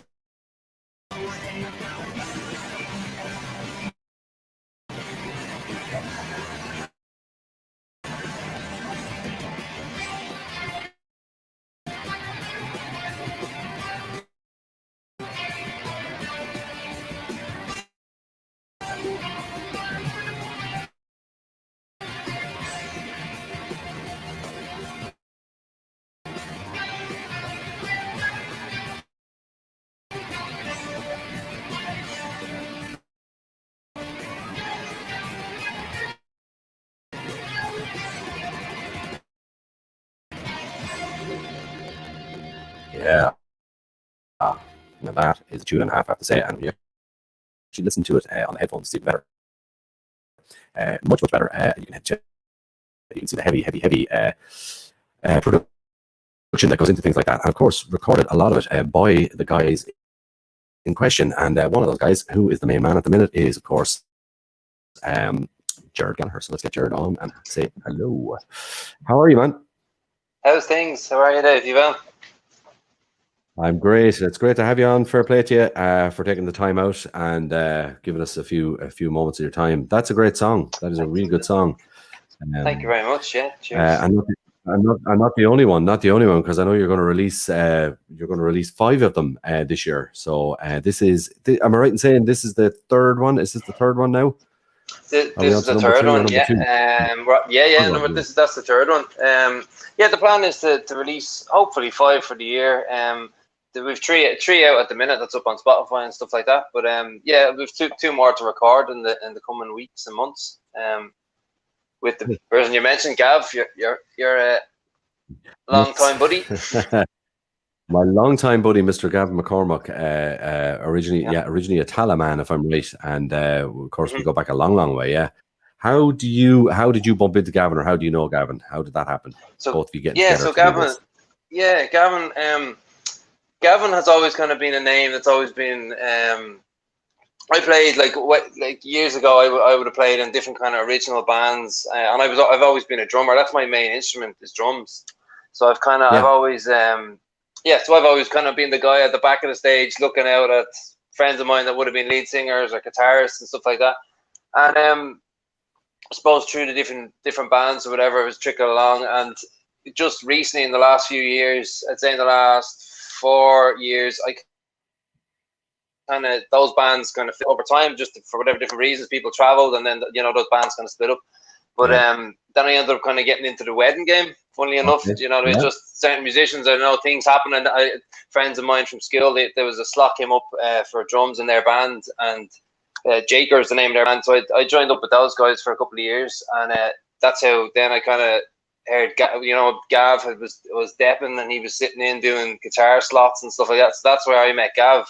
Okay. And just what a phenomenal musician. He is phenomenal. He is. Yeah, and then of course, like as time went on, and I'm going to touch off your drumming career as well a bit more, because I'm a drummer myself, so I love talking to drummers. We can talk the talk tonight for sure.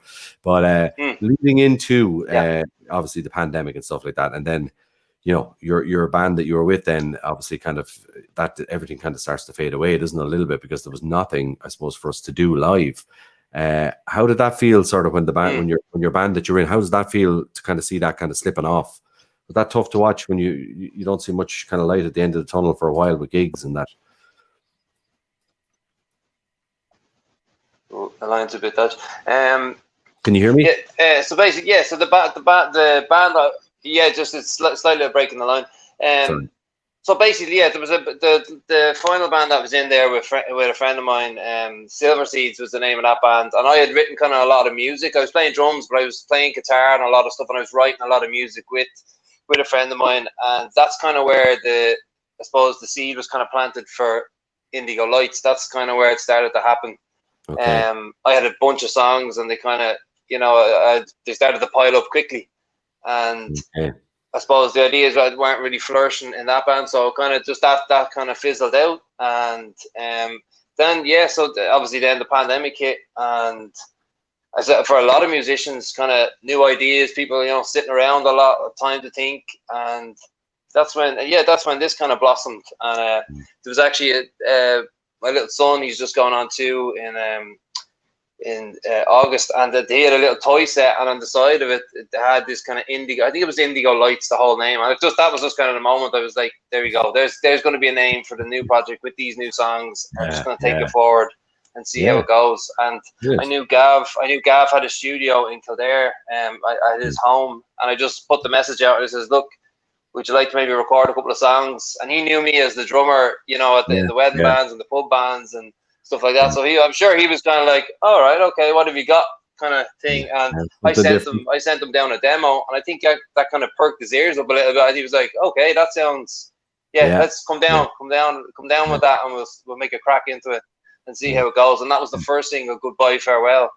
Yeah. And yeah, it's I'm still trying to find out what the sound is, but I mean, I'm into, so I love the old style music. I'm into the Beatles. I'm into you know, I like kind of ELO stuff, you know, stuff that maybe a little bit off the beaten track for some people. I know people know ELO from Mr. Blue Sky, but I would kind of, Jeff Lynne would be a huge influence for me. I absolutely love that kind of stuff, you know. Yeah, I can tell that by which I suppose being into the music myself and doing producing and stuff like that. I can tell that by the kind of vocal production that you've used and the different sounds you go over. You can tell that you like that vintage kind of sound, and definitely Jeff Lynne. That style, it's not so much the way you're singing, but also the sound you use on your vocal. It's cool. It's very relevant. I think it never goes out of style. That kind of vibe. It's lovely to listen to. There's that kind of a chorusy. It's kind of a chorus vibe. I always find it like a chorus and flange thing going on vocals. Do you know what I mean? It's lovely to listen to. And Gavin, no better man for the vintage stuff because he loves all that kind of stuff himself. But you took inspiration from Ringo Starr, Dave Grohl, Don Henley, and all those kind of guys. I always think of Phil Collins as well. I took a lot of inspiration from him. Yeah. I used to, and I'm sure you might have done this yourself, I used to have the old boom arm microphone coming in over the drums. You probably did that yourself a lot. So it's kind of a natural progression to get out front. But did you find it kind of naked without the drum kit?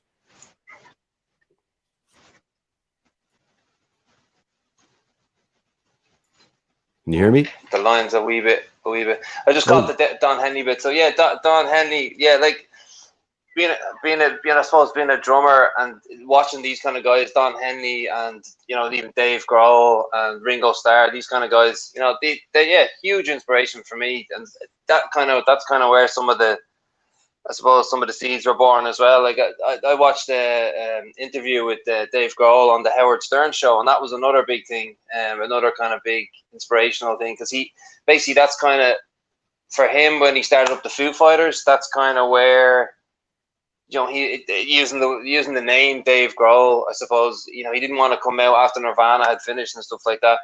He didn't want to just come out with the name Dave Grohl, you know, for all the music that he had kind of written in behind Nirvana. But so I kind of looked at that as a little bit of inspiration, and I kind of, you know, took that idea and went, you know, that's why with the Indigo Lights, I didn't want to have the name Jared Gallagher or anything along those kind of lines. I wanted to, kind of, I suppose, maybe hide behind a name and just create all this music and video, like even the videos. I don't know, like the videos that you showed there, they're all just bits and pieces that I've kind of put together to kind of tie in with the lyrics. Yeah, I like it though. Kind of, just to kind of make it all kind of time. Yeah, I love suburban sort of backgrounds. You know, that kind of suburban thing, going through buildings and stuff. And I also love tunnels, and I love I'm a big fan of the underground. I love the underground train kind of tunnel thing as well. I love that video. So it's a very cool thing to do. But it's a great tune. It really is a great tune. So there's going to be two more singles. When is the next one coming out? Okay, so the next one, we're halfway through, I suppose, the next single. And the next single is called Beautiful. It's just literally acoustic. It'll just be myself and an acoustic guitar. So that's a very kind of stripped back, I suppose, kind of song.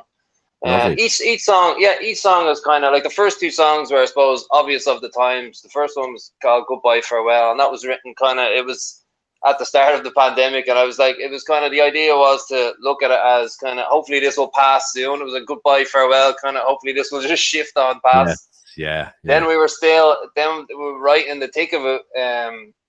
We're still in it, but I suppose it was 4 or 5 months past March that the second song that I'd written then was just very obvious. It was just like, right, I'm just going to write a song about the lockdown. So that's when the second single came along. And then this is the third single. This is something kind of very different. Gotta Get Away. This is more, I suppose, just kind of inner thoughts, running, I suppose, from inner thoughts. You know, we all face different problems through our days and through life, I suppose, at the minute. Yeah. And sometimes we just want to run away from them all, but the idea is, I suppose, we have to just face up to them. So that's kind of the inspiration behind this song. We do, yeah. It's tough times, though, isn't it? It is tough times. Like it is for sure. For sure.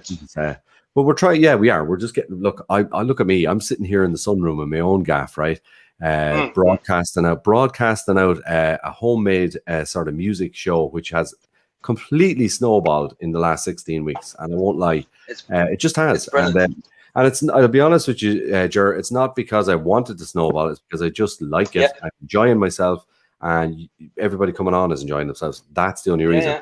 But you know what I mean? It's a great show. You know what I mean? And again, thanks to Gav, because Gav actually just kind of put me onto your path. And when I looked into it, I was like, wow, what a show. Fantastic. Yeah, we've had great fun. We've had great fun so far. And all, you know, I have this thing in my mind, is like, no guest is a special guest. No guest. Some guests are better known than others. That doesn't make any difference. Conversation is the same with everybody. And I think that's what is nice about it and stuff. And it's great to kind of put everyone together in the one pot. I wish you all the best with Indigo Lights. I really do. I'm kind of looking forward to the next single now. I really am. Well, it's funnily enough, as I say, it's just me at the minute. But when things do pick up, you know, I do plan to get gigs on the road, and you know what I mean. I do plan on putting a band together. The music's there. I suppose the plan is to have all the groundwork done. Yeah. And then I suppose put the band together. You'll be ready to promote a 5-track EP, which is a hell of a good place to start if you're going gigging. 5 tracks is for sure. 5 tracks is a long way at an original gig, and you know you can easily fill out with more stuff as you go along. But there is other tracks there. That's just kind of the plan. Just those 5 tracks are just kind of first stepping stone. But there is other tracks there. We'll be cracking on to the next. Do you want to do something live for us? Yeah. Love to. I'd love to. Yeah. So I'll do the second single. It's called "Living Life in Lockdown." You got me. I'll do that. You know what I thought. You know what I thought you were going to say? I'm going to do the next single that nobody's heard. I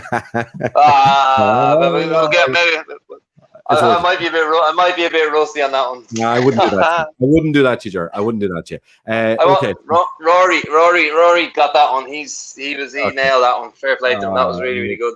Listen, thanks very much for joining us tonight. I really appreciate it. I look forward to seeing everything that's coming for the rest of 21 for yourself, Gavin, Indigo Lights.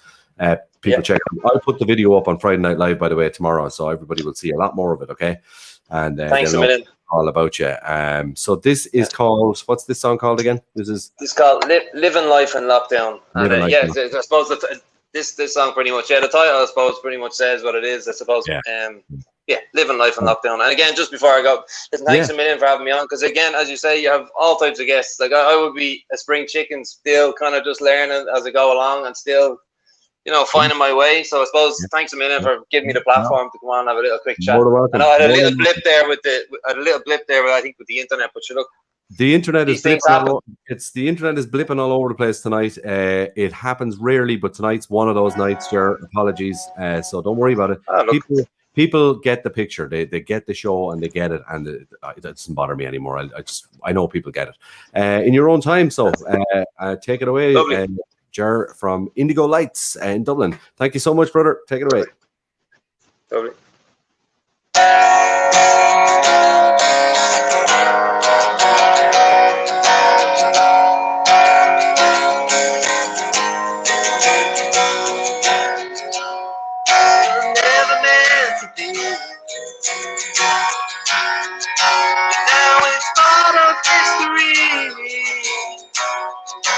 Just came out of the blue, took a hold of me and you. Never meant to be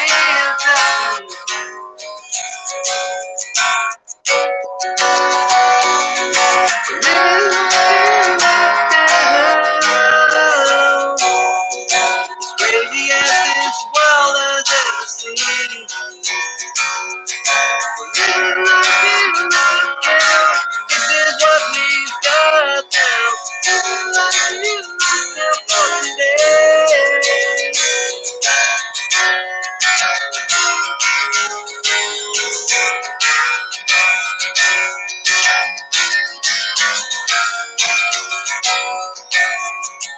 We can see the bright lights up ahead, and everything's normal once again. Taking back from what we had before, it turned from good to bad. Living like we know it's meant to be. Never going back now. Living like we love now. Crazy as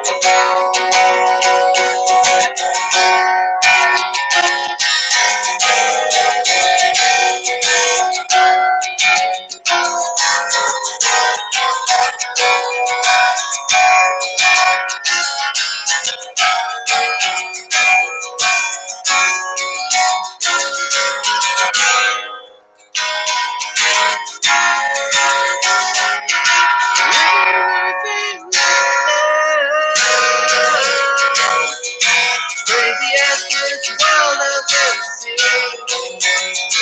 Living in lockdown, this is what we've done now.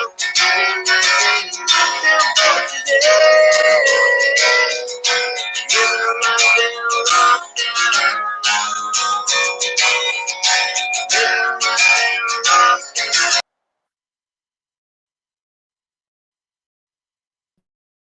Ooh, we lost them. That's a first on Friday Night Live. We lost Ger there in the middle of.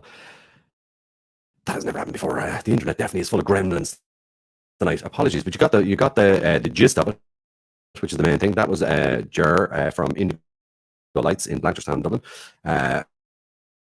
Ger Gallagher. He's back. He's back. We'll have to say hello to him. I can't leave him go like that. Yeah. Here, we lost you there for a minute. We lost you. Wow, I don't know. Yeah, I don't know what is the signal. But sure, look. You were right in the thick of it. Anyway, listen, we got the best of it anyway. I love that song. I've watched the video for that as well online. It's really cool. The gremlins are out tonight, my friend. The internet gremlins. That's what I call them. That's it. But don't worry about it. I loved listening to that. I loved the new single as well. I love everything. And people should check out Indigo Lights on YouTube, Facebook. You're everywhere. Of course, you're everywhere on all the platforms. And go check it. I'm going to put the video up for the new single tomorrow, okay? Brilliant. On Friday Night Live, so people knows about it. Brilliant. You're a star, my friend. You are a star. Thanks very much Keep again. going. Thank you. Keep thinking outside the box. Keep thinking outside the box. And you too. And best of luck with the show as well. Thanks so much for having me on again. You. You're welcome. You're welcome. Mind yourself, buddy. Let you go. Take All care. the best. Take care. Oh, I'm glad he got back in there. That's before you see. That is the wonders of the internet. But you know what? It's also the wonders of. Sometimes I think about when things like this happen on the show. I think, yeah, well, you know, it could happen on live TV as well. It has been known to happen on live TV. So the internet is the internet, and TV is TV. But that's Ger from Indigo Lights. Go check them out. I'll put the stuff up tomorrow. Moving on swiftly. My next guest, right? I've gotten to know this guy kind of online through friends of mine. Of course, my dear friends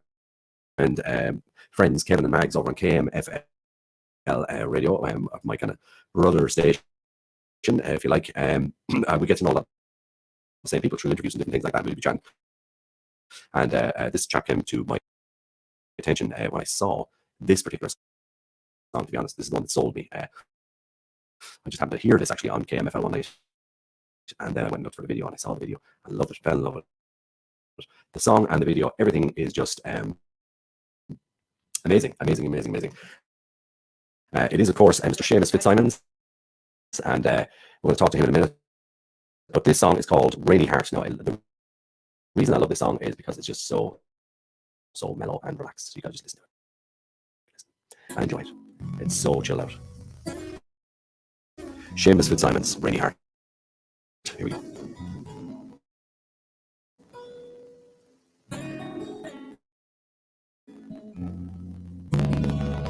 While you were sleeping,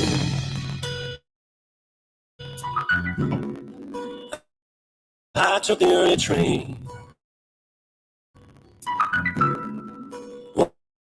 While you were dreaming,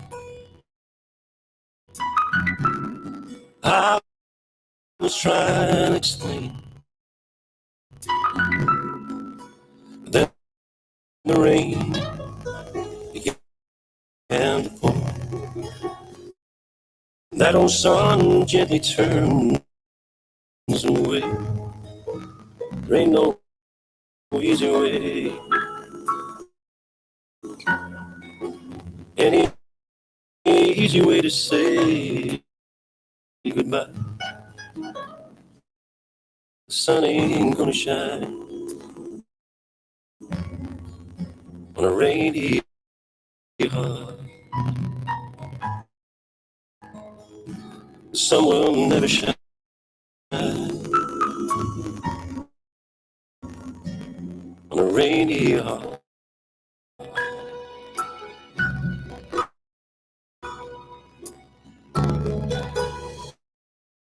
I almost called you 10 miles out of town. I still want to hold you, though I northward bound. Then the rain began to pour. That old sun gently turns away. There ain't no easy way.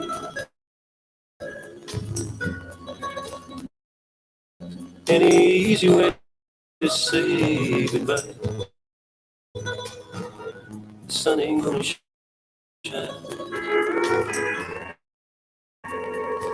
The rain here.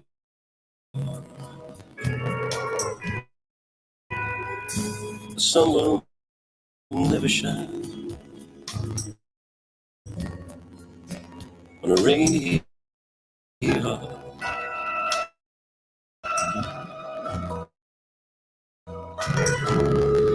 I wished I called you 10 miles out of town.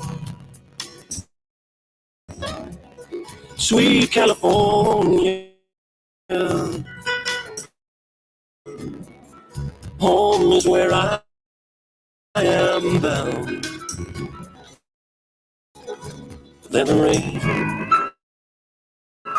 began to pour. That old sun turns away once more.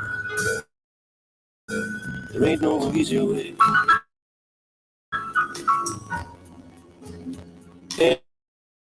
Any easy way to say goodbye. The sun ain't gonna shine on this rain here.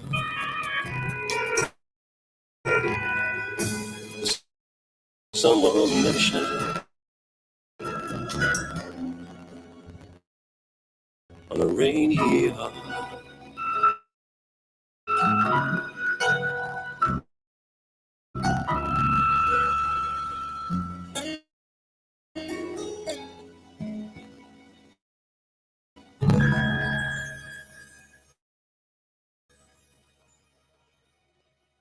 Wow.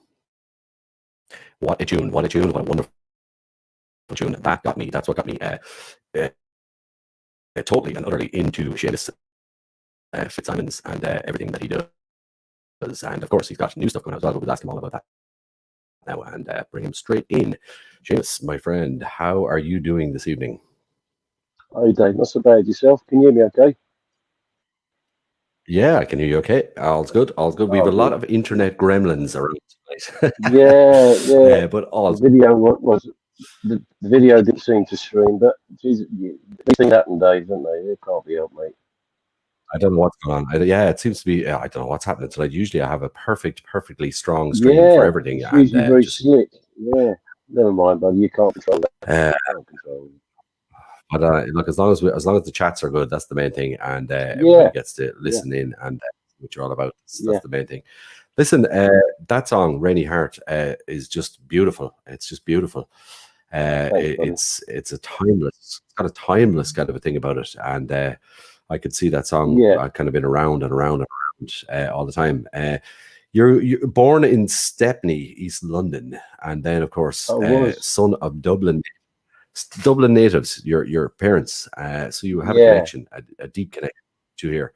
Is that what brings you kind of back here all the time when you're kind of promoting and gigging and stuff? Yeah, Ireland's has got a special place in your heart, Dave. You know, mother and father were from the north side of Dublin, from Seville Place, just down alongside near Lance O'Toole's church. My mum was one of 12 children, 8 brothers and a sister, and most of the brothers used to knock around with Luke Kelly, you know, from the Dubliners. Okay. Street, so good connection. Very big to me in Ireland. Yeah, I love Ireland. Yeah. Well, you won't get much better than Luke Kelly when it comes to hanging out with somebody. Man, I wish I'd have got a chance to meet the fellow anyway, but me too. I never did. I'd love to have met him for sure. You're good friends with Charlie Lansborough, which is a very, very sweet connection to have of all people. Tell me a bit about how did that happen? How did yourself and Charlie end up mates? I'm blessed. I've probably known Charlie over 20 years now, and I used to go and see a lot of his shows, you know, when he was touring, and Yeah, I would always get to meet him afterwards, and we just got a connection between the two of us, you know, and yeah, he would always see what I was doing, and I was starting to write then, and I'd take advice from him, obviously, and I used to watch his stagecraft and stuff, and I was just in awe of him, you know. But I'm blessed. We've become yeah, close friends over the years, and he's been a big help to me, you know, in the music yeah. especially. I can imagine. Yeah, I can imagine. He's Yeah, very, very well liked here in Ireland. Very, very, oh, very he's a well lovely liked. man, Kind of a lovely man. sweetheart of the Irish scene here for sure. Yeah, And good, yeah, yeah, good to be hanging around. So this is kind of like, if I'm right in saying, your second time around, you took a sabbatical, and you're back yeah, because you were very busy back in the day, and then the yeah. sabbatical, and then back. Are you finding this time around much more fun and less pressure and more enjoyable?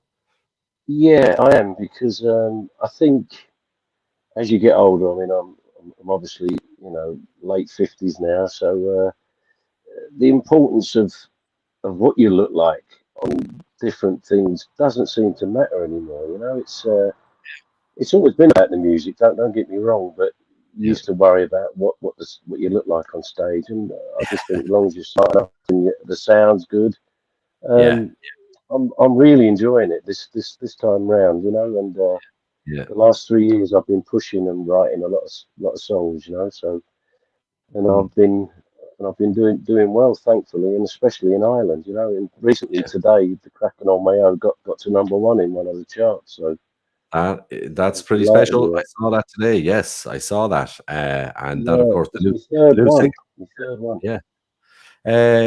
What's the thinking behind the new single?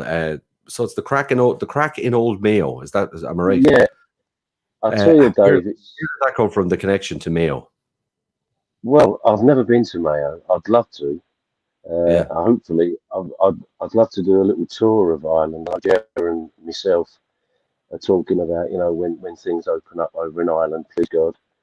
I've never done an album launch. I've just recently released an album, and I couldn't get a chance to do a launch on that. But that song, Mayo and Rainy Heart, was written over 20 years ago. You know, Dave. really. Uh, Wow. I wrote that over 20 years ago. Yeah, and the Cracking on Mayo just was a little melody in my head, and I said to myself, I wonder how many counties in Ireland I could squeeze into one song. You know. Yeah. Why not?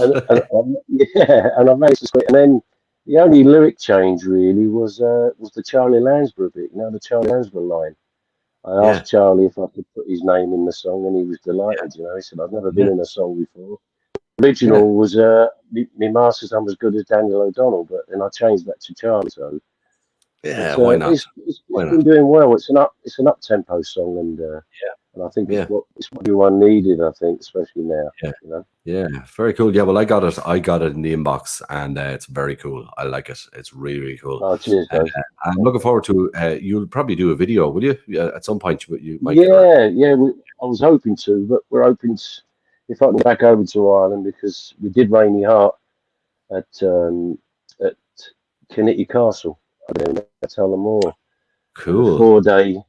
4-day shoot there with Jerry and Jerry O'Brien and Glenn Flynn, and Yeah, we did the video, and then I got back just before it started getting bad. You know? So yeah. please God, Kinnitty is quite a special place. I used to live not so far away from Kinnitty. I was in County Laois for years, and I was quite right. close.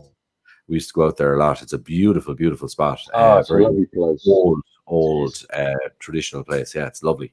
Yeah, Nice place it's gorgeous. to do a video. Yeah, absolutely. Yeah, Come here. yeah. And Tell me, you're getting published with Tony Hatch and Les Burgess, Mr. and Mrs. Music London.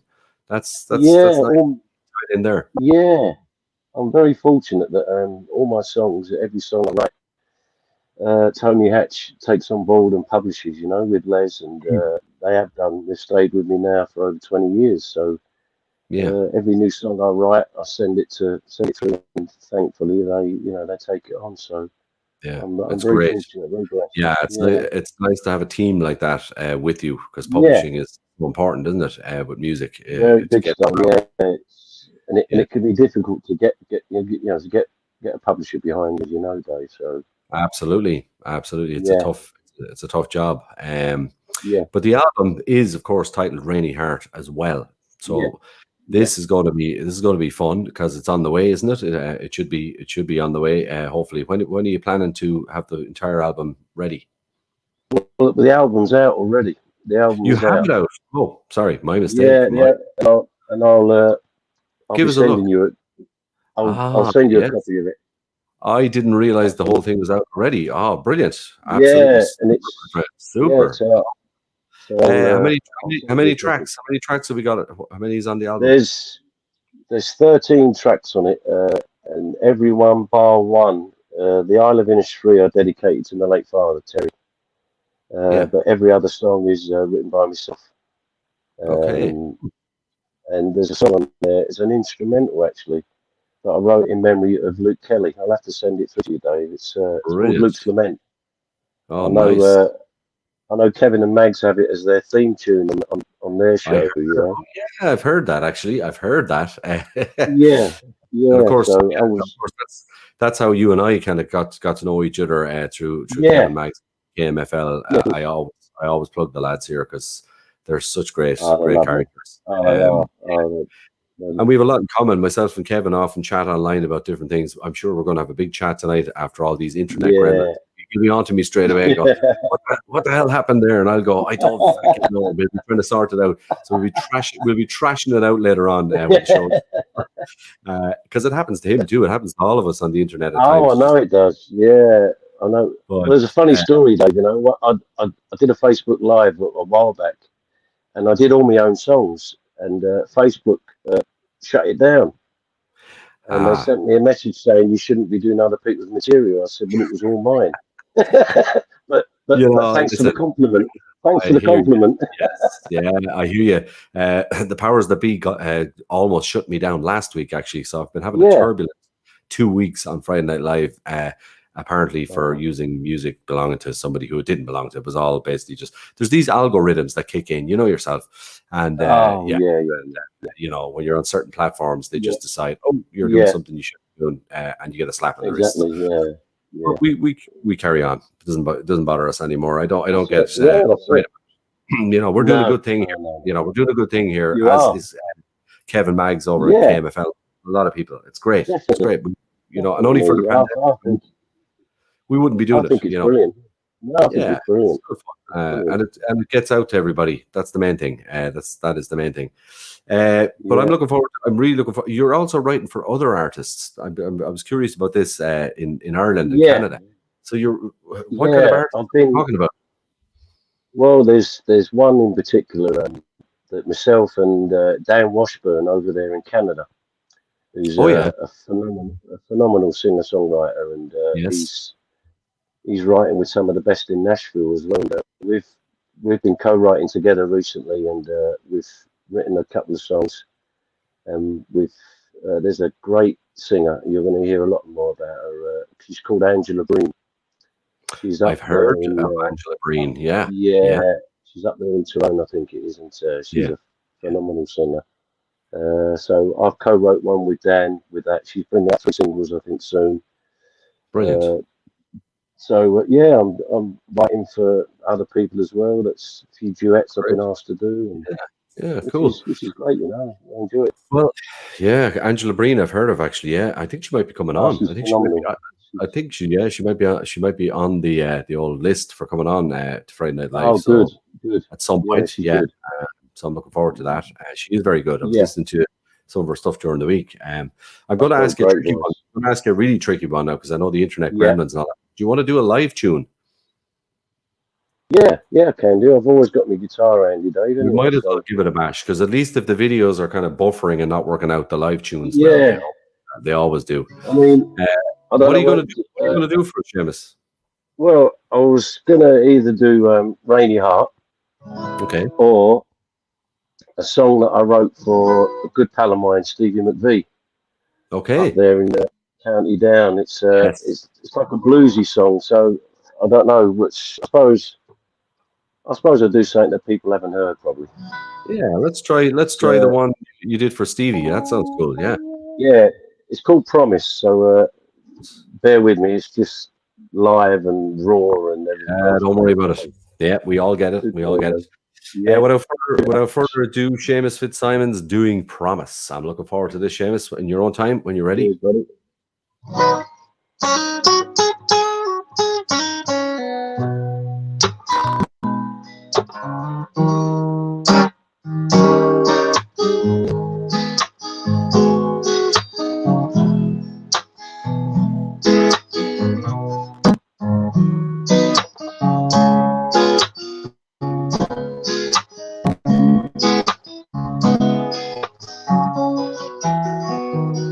Have you ever loved somebody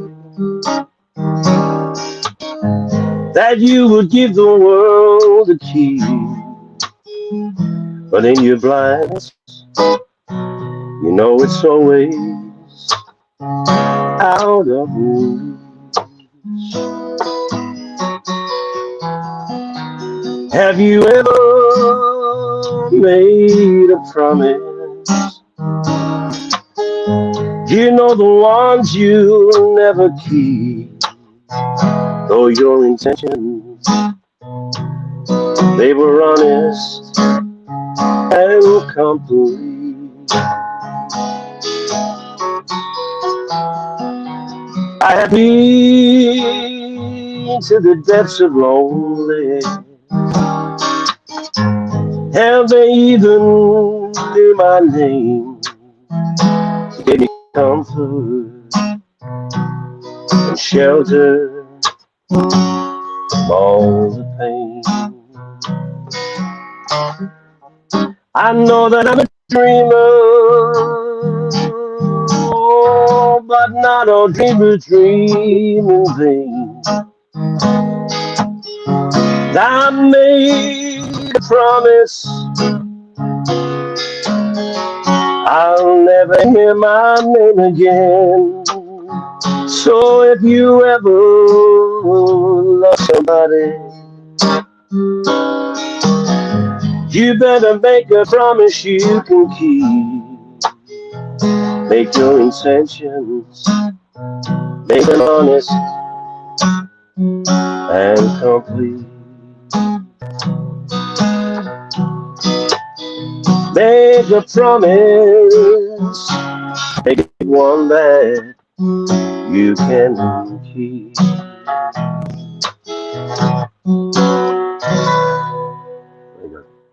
Ah, love it. That's cool. I'm glad you did that now because I haven't heard that one before. Some people in the chat room are saying they love it, and I haven't. I haven't heard it.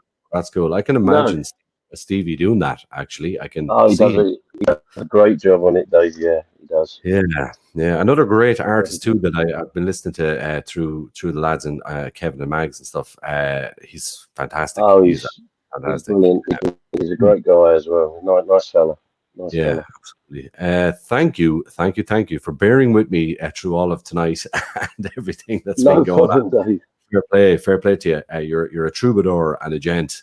I look forward to everything, and send us over an album if you get a chance. That'd be great. I will do. Yeah. Can I just do a quick shout out, Dave, for something as well? Of course you can. Yeah, there's a fundraising thing going on in Ireland for Jennifer Brolly.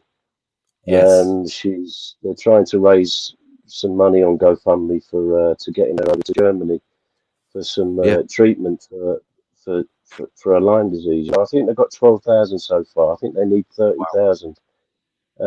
Jer O'Brien's got the link on his page, and Link Campbell. And I've confirmed today that I'm doing a concert at Liverpool Irish Centre on the 3rd of September with a couple of special guests. And the proceeds to that night we'll go to the fund. So I'm looking forward to doing that. So that's great. And if anybody wants to stick the link in or send the link to Friday Night Live to me, or just message it to me, private message it to me if you want, and I'll put it on Friday Night Live tomorrow. Cheers, thanks, man. Because that's great. I think it's great to get behind good causes like that, and anyone that needs help like that. That's what we're all about. Yeah. Can I just say as well, Dave, thanks very much for inviting me on tonight, and keep doing what you're doing, buddy, because it's brilliant. It's absolutely brilliant. Thank you very much. I'm going to have to go away and buy myself a new MacBook now, but it's going to be one hell of a week, but we'll get there. We'll get there. Thank you, though. Thank you so much for coming on. You're welcome, Dave. I do enjoy your music, and I enjoy meeting all the newbies and the new people face to face, as opposed to in chat rooms. It's lovely to put a face to name. Kick back, Seamus, and have a beer or whatever you want, cup of tea, whatever you're into, and enjoy. One more guest coming up, and he's going to be very, very cool. And thank you so much. Thank you so much. You're welcome, Dave. Thanks very much, buddy. Take care, man. Mind yourself. Seamus Fitzsimons there, and coming from the UK there tonight. Great to have him, and great to put a face to the name, of course. All was great. I meet people like Seamus and lots of artists I meet on other radio shows and things like that, in chat rooms and things. And then you get talk and or texting and such. And when the text turns into a picture and it's a conversation and it's face to face, that's the best part about Friday Night Live for me. That's why I do it. It's the interaction and the fun and all of that sort of stuff is the best. What a show it's been, lads. Gremlins and all, internet gremlins and all. Just before I go to my last guest, who I'm really looking forward to introducing to you all now in a moment. In case you're wondering, in case you're looking, I've said it, just I'll explain the link that's flying along the bottom of the screen there, which is a PayPal link. The reason it's there is for things like that, when your MacBook Pro blows up, it's a perfect example of why the PayPal link is on the bottom of the screen. It's kind of, it's a shout out to everybody that if you can afford to donate a couple of euros towards the show for the upkeep of the show only. It's not a personal thing for me or anything like that. It's for stuff like the backdrops that you see here to be used, the gear, which of course now has totally and utterly put us in a spot tonight, but thankfully we had a second laptop ready to go. Things like that happen. The equipment, the backdrops, the CDs, of course, the CDs, this is my album, by the way, which we give away most weeks as well. Things like that, just to cover the cost of little things on the show. So if you can manage anything at all, that's what the PayPal link is there for. You can also buy the album if you want through the PayPal link, so you get something for, I'm trying to find the camera because it's so different with the new laptop. You can buy this through the PayPal link if you want, and it's posted directly to your door, signed or unsigned, whatever way you want it, anywhere in the world.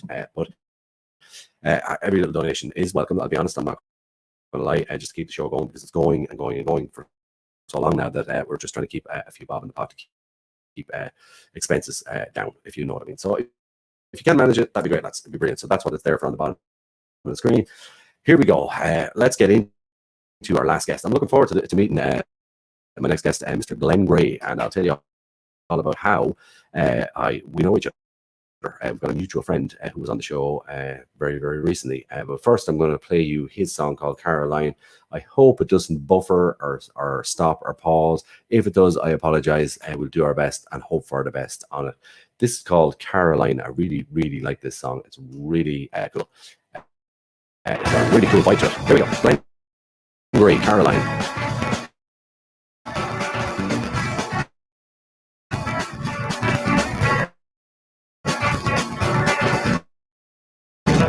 From the altar, leave you far behind. I'll take a chance or two, see what I can find. When I stop and look around, I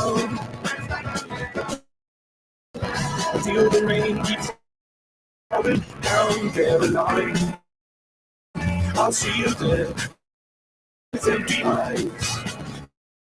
Is it much too much to bear?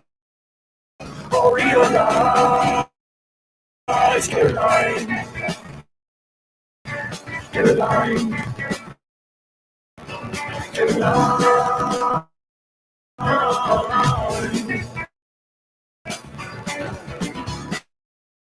And I don't know what I found. With my feet up. Is it too grateful? Or do I die in all the memories? Feel behind, Caroline. Caroline, Caroline.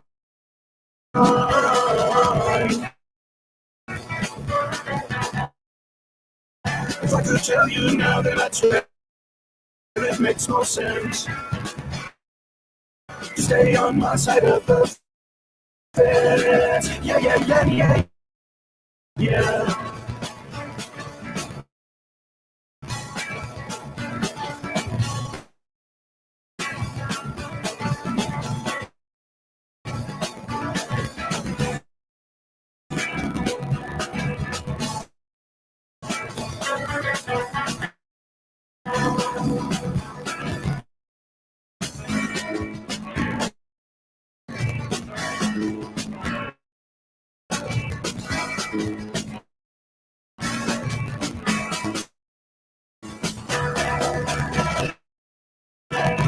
Turn from the altar, left you far behind. I took a chance or two to see what I could find. And I don't know where I've been, but I can still remember when we would talk like strangers that never feared.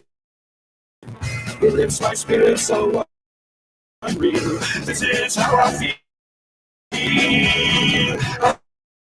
Caroline, Caroline, Caroline,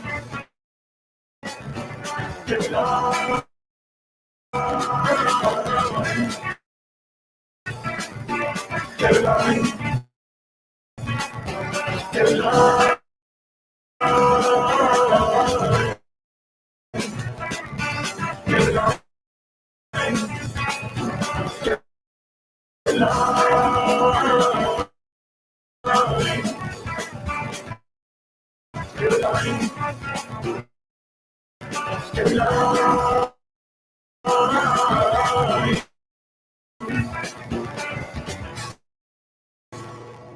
Yeah. You know what I'm talking about. That is, of course, Mr. Glenn Gray with Caroline, a song that he sent me during the week, which I absolutely love, and I find myself listening to it more and more and more and more and more, and it's a real earworm. I'm not going to lie. It really is. Let's go over to the US of A and talk to Mr. Glenn Gray. When you're ready, my friend, welcome to Friday Night Live. Can you hear me? I can hear you loud and clear, my friend, and you can hear me, I hope. All right. Yes, I can. I can hear you well. Well. I can tell you something. I know who's all over that tune, and his style and his sound is everywhere on it. But before we get to that, how are you, my friend? How are you keeping? And tell us where you are. Tell us where you are. Well, a big howdy from Miles City, Montana, USA. Nice place. I am right out in the middle where the hoot owls breed with the chickens, and so I'm out here in the woods, the stick, so to speak. Nice. Well, I'm in the sticks too. I'm in Limerick here in the southwest of Ireland on a farm, so I'm in the sticks too, my friend. I know exactly how you feel. It's a nice way to be, and good for music. Well, you know, I moved here a couple years ago to take care of my dad, who is I'm a caregiver by trade, and he gave me the house for taking care of him. He passed away last year, and sorry to hear that. Yeah, you know, interestingly, Duncan was a great help and support through all that time for me. He really was. I mean, late night lengthy chats, really getting to know each other. Yeah. And of course, that's Duncan Maitland we're talking about, our mutual friend. Yeah, and Duncan, of course, well, we'll talk about Duncan now. Was on the show very recently and delivered a fantastic interview. We had a great chat. It actually went on way past the half-hour time slot because it was just so good. And we ended up chatting for, I look back at it, I think it was 48 minutes we chatted for, and it could have went on for 6 hours and 48 minutes. Such a wonderful character and a real true being in the music industry. So tell us about how you ended up getting to know Duncan Maitland all the way over there. Well, I met him about 10 years ago.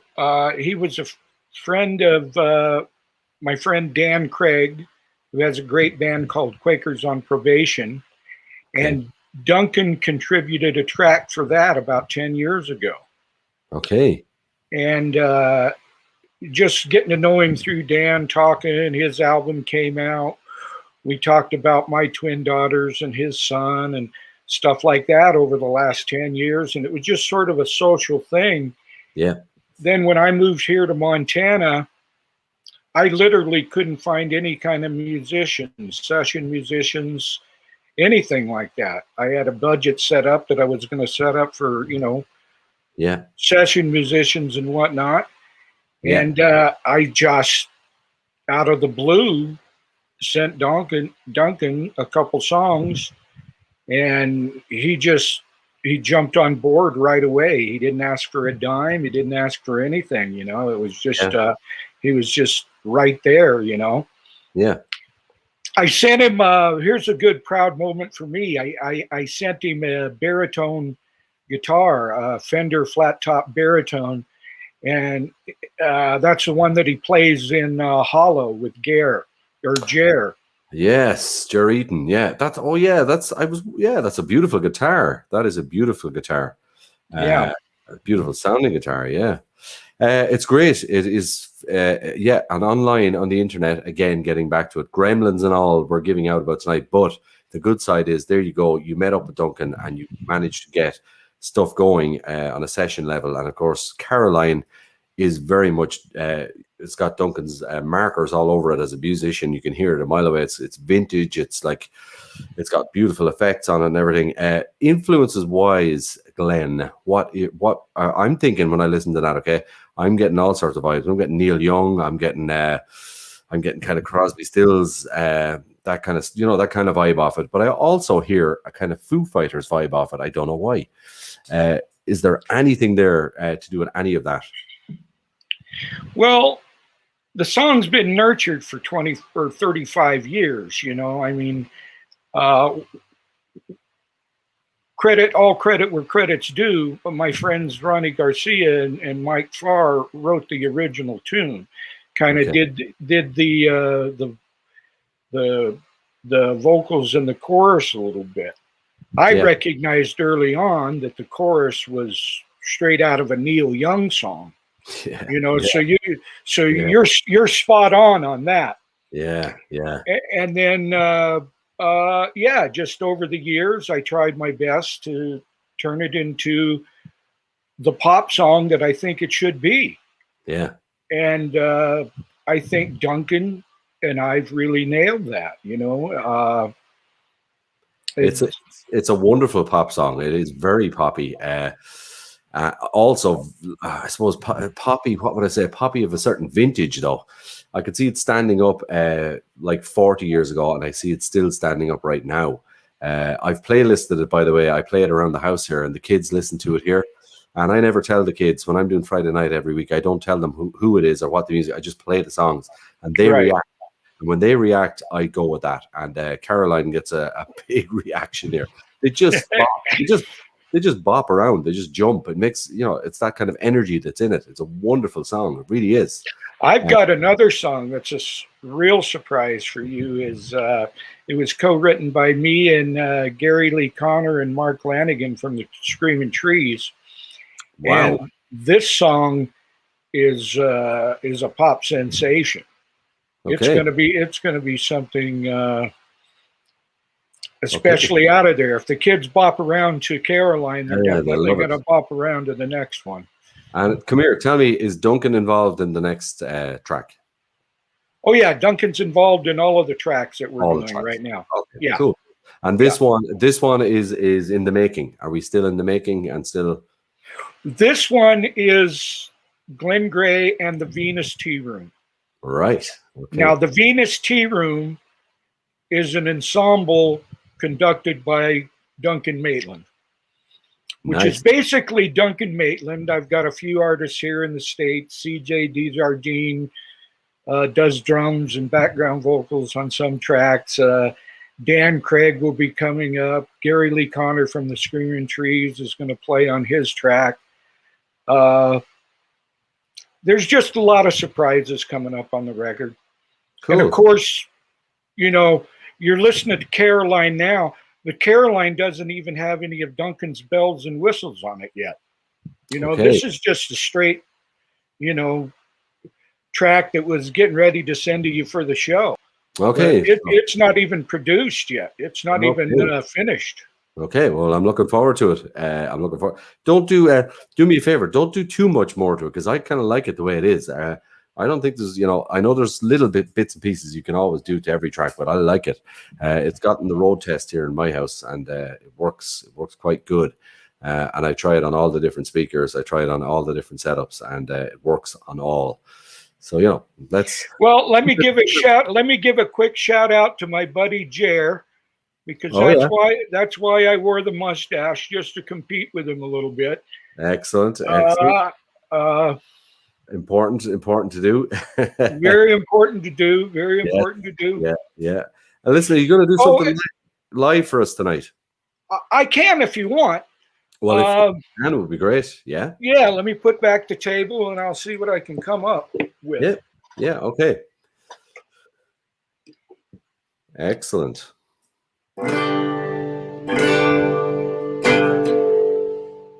What are you going to go with, Glenn? I'm going to go with Evangeline. Okay. Is this one of your songs? Is this one of your own songs? Yeah, one of mine that's coming up on the record. This is beautiful. Beautiful. Okay, without further ado, Glenn Gray, Evangeline. Take it away, buddy.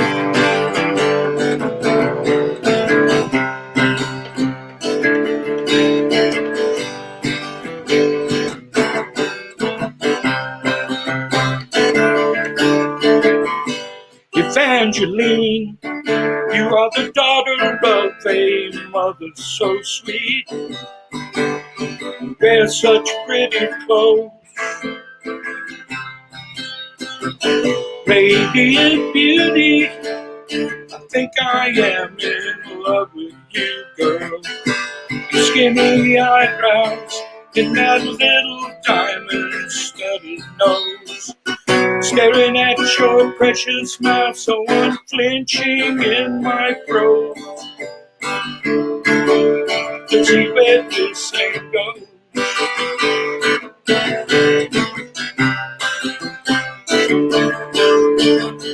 Evangeline, you are the promise of innocence so deep, laughing on the wire, playing he loves me and he loves me not, with your favorite flowers in the summer rain, with two lovers out of style. And I think I recognize that I'm pushing way too far. Take things as they are.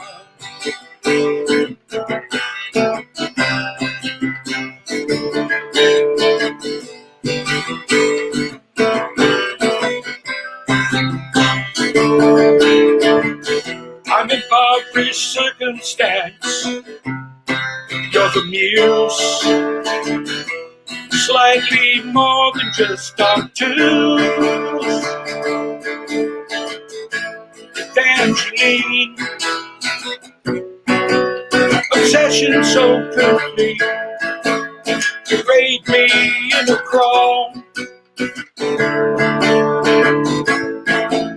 Betrayed the fact I'm boring, listeners are snoring, if they're listening at all. Forgive me, my epic mouth is in danger of sounding dumb. Why can't I take things as they come while my head's still feeling numb?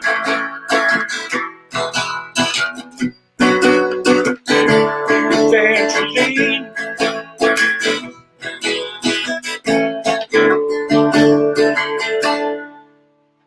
that's what we got tonight. I kind love of it. fumbled a couple chords. Oh, you didn't. It was perfect. Perfect. I love it.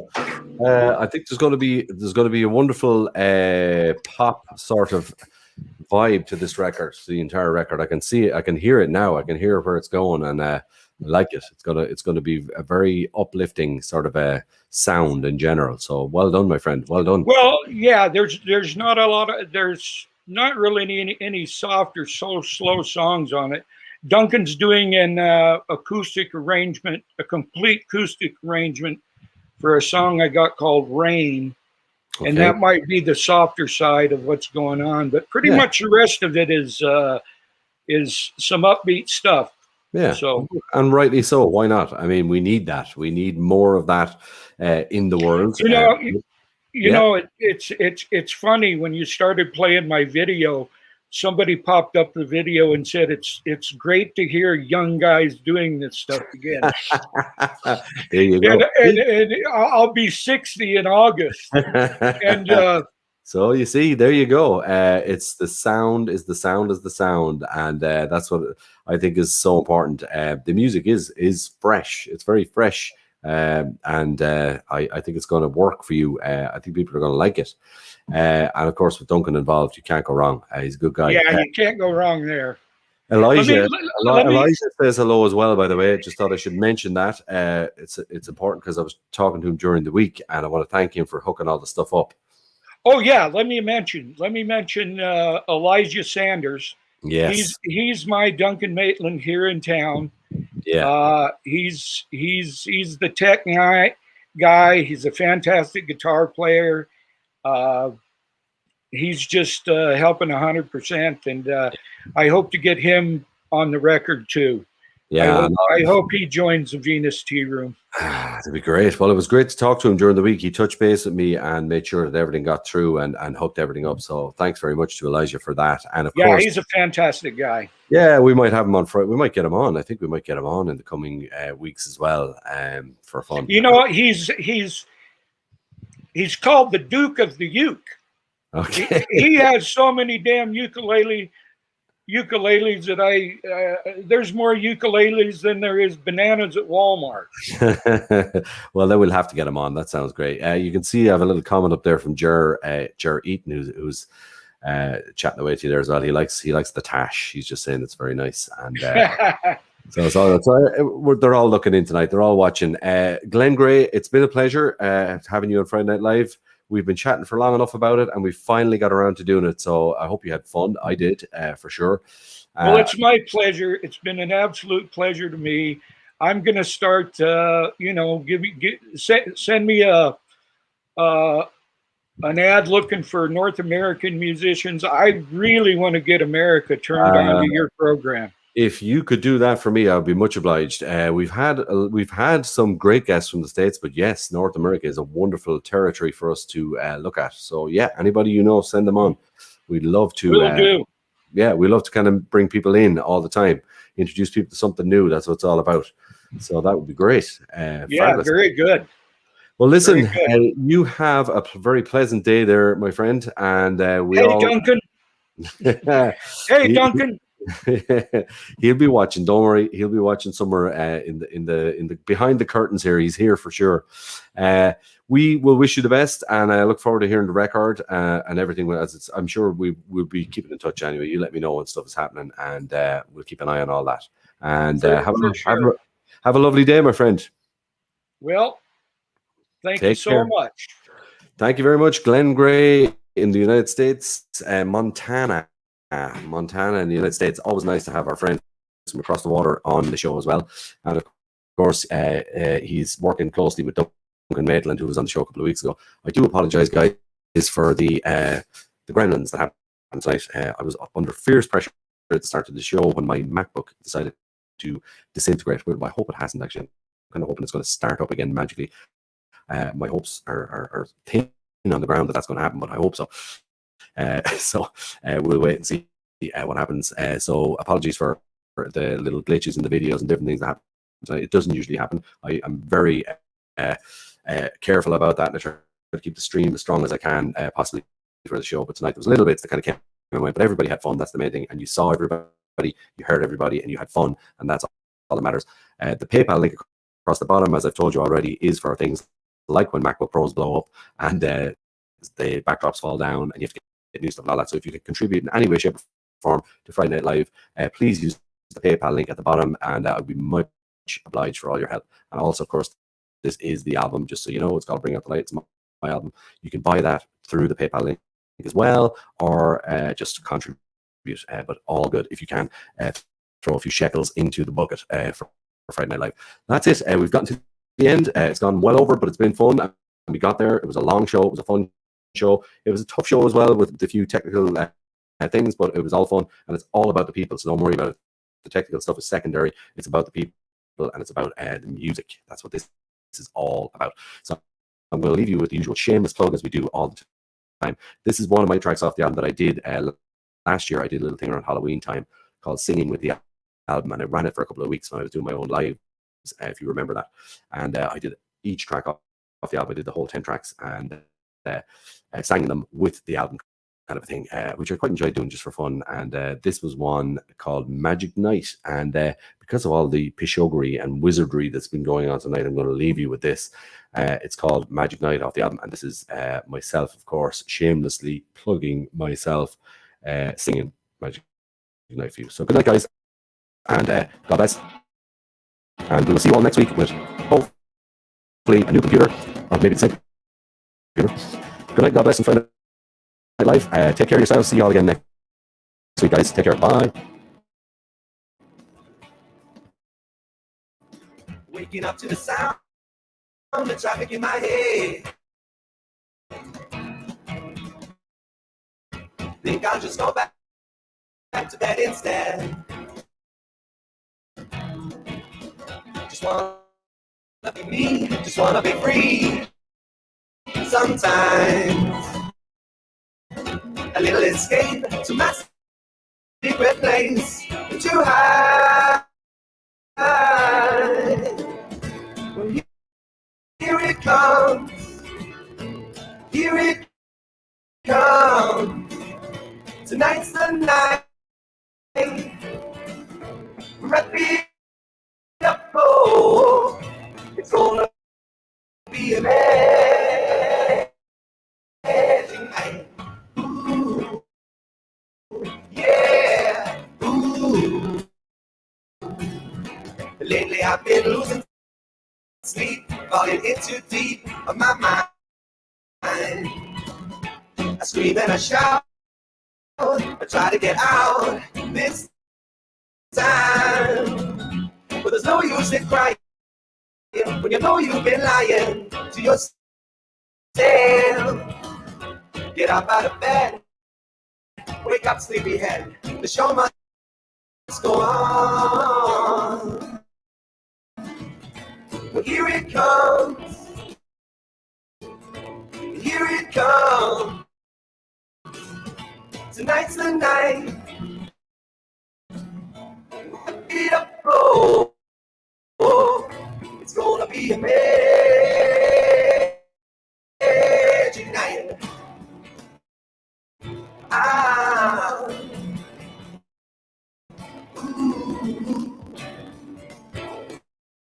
Get ready, cause my feet feel steady on the dance floor. My head keeps spinning, and now one more.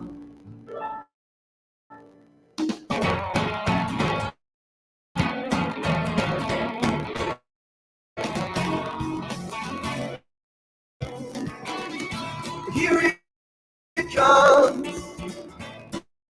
here it comes. Tonight's the night. We're wrapping it up, oh, here it comes, here it comes. It's gonna be amazing.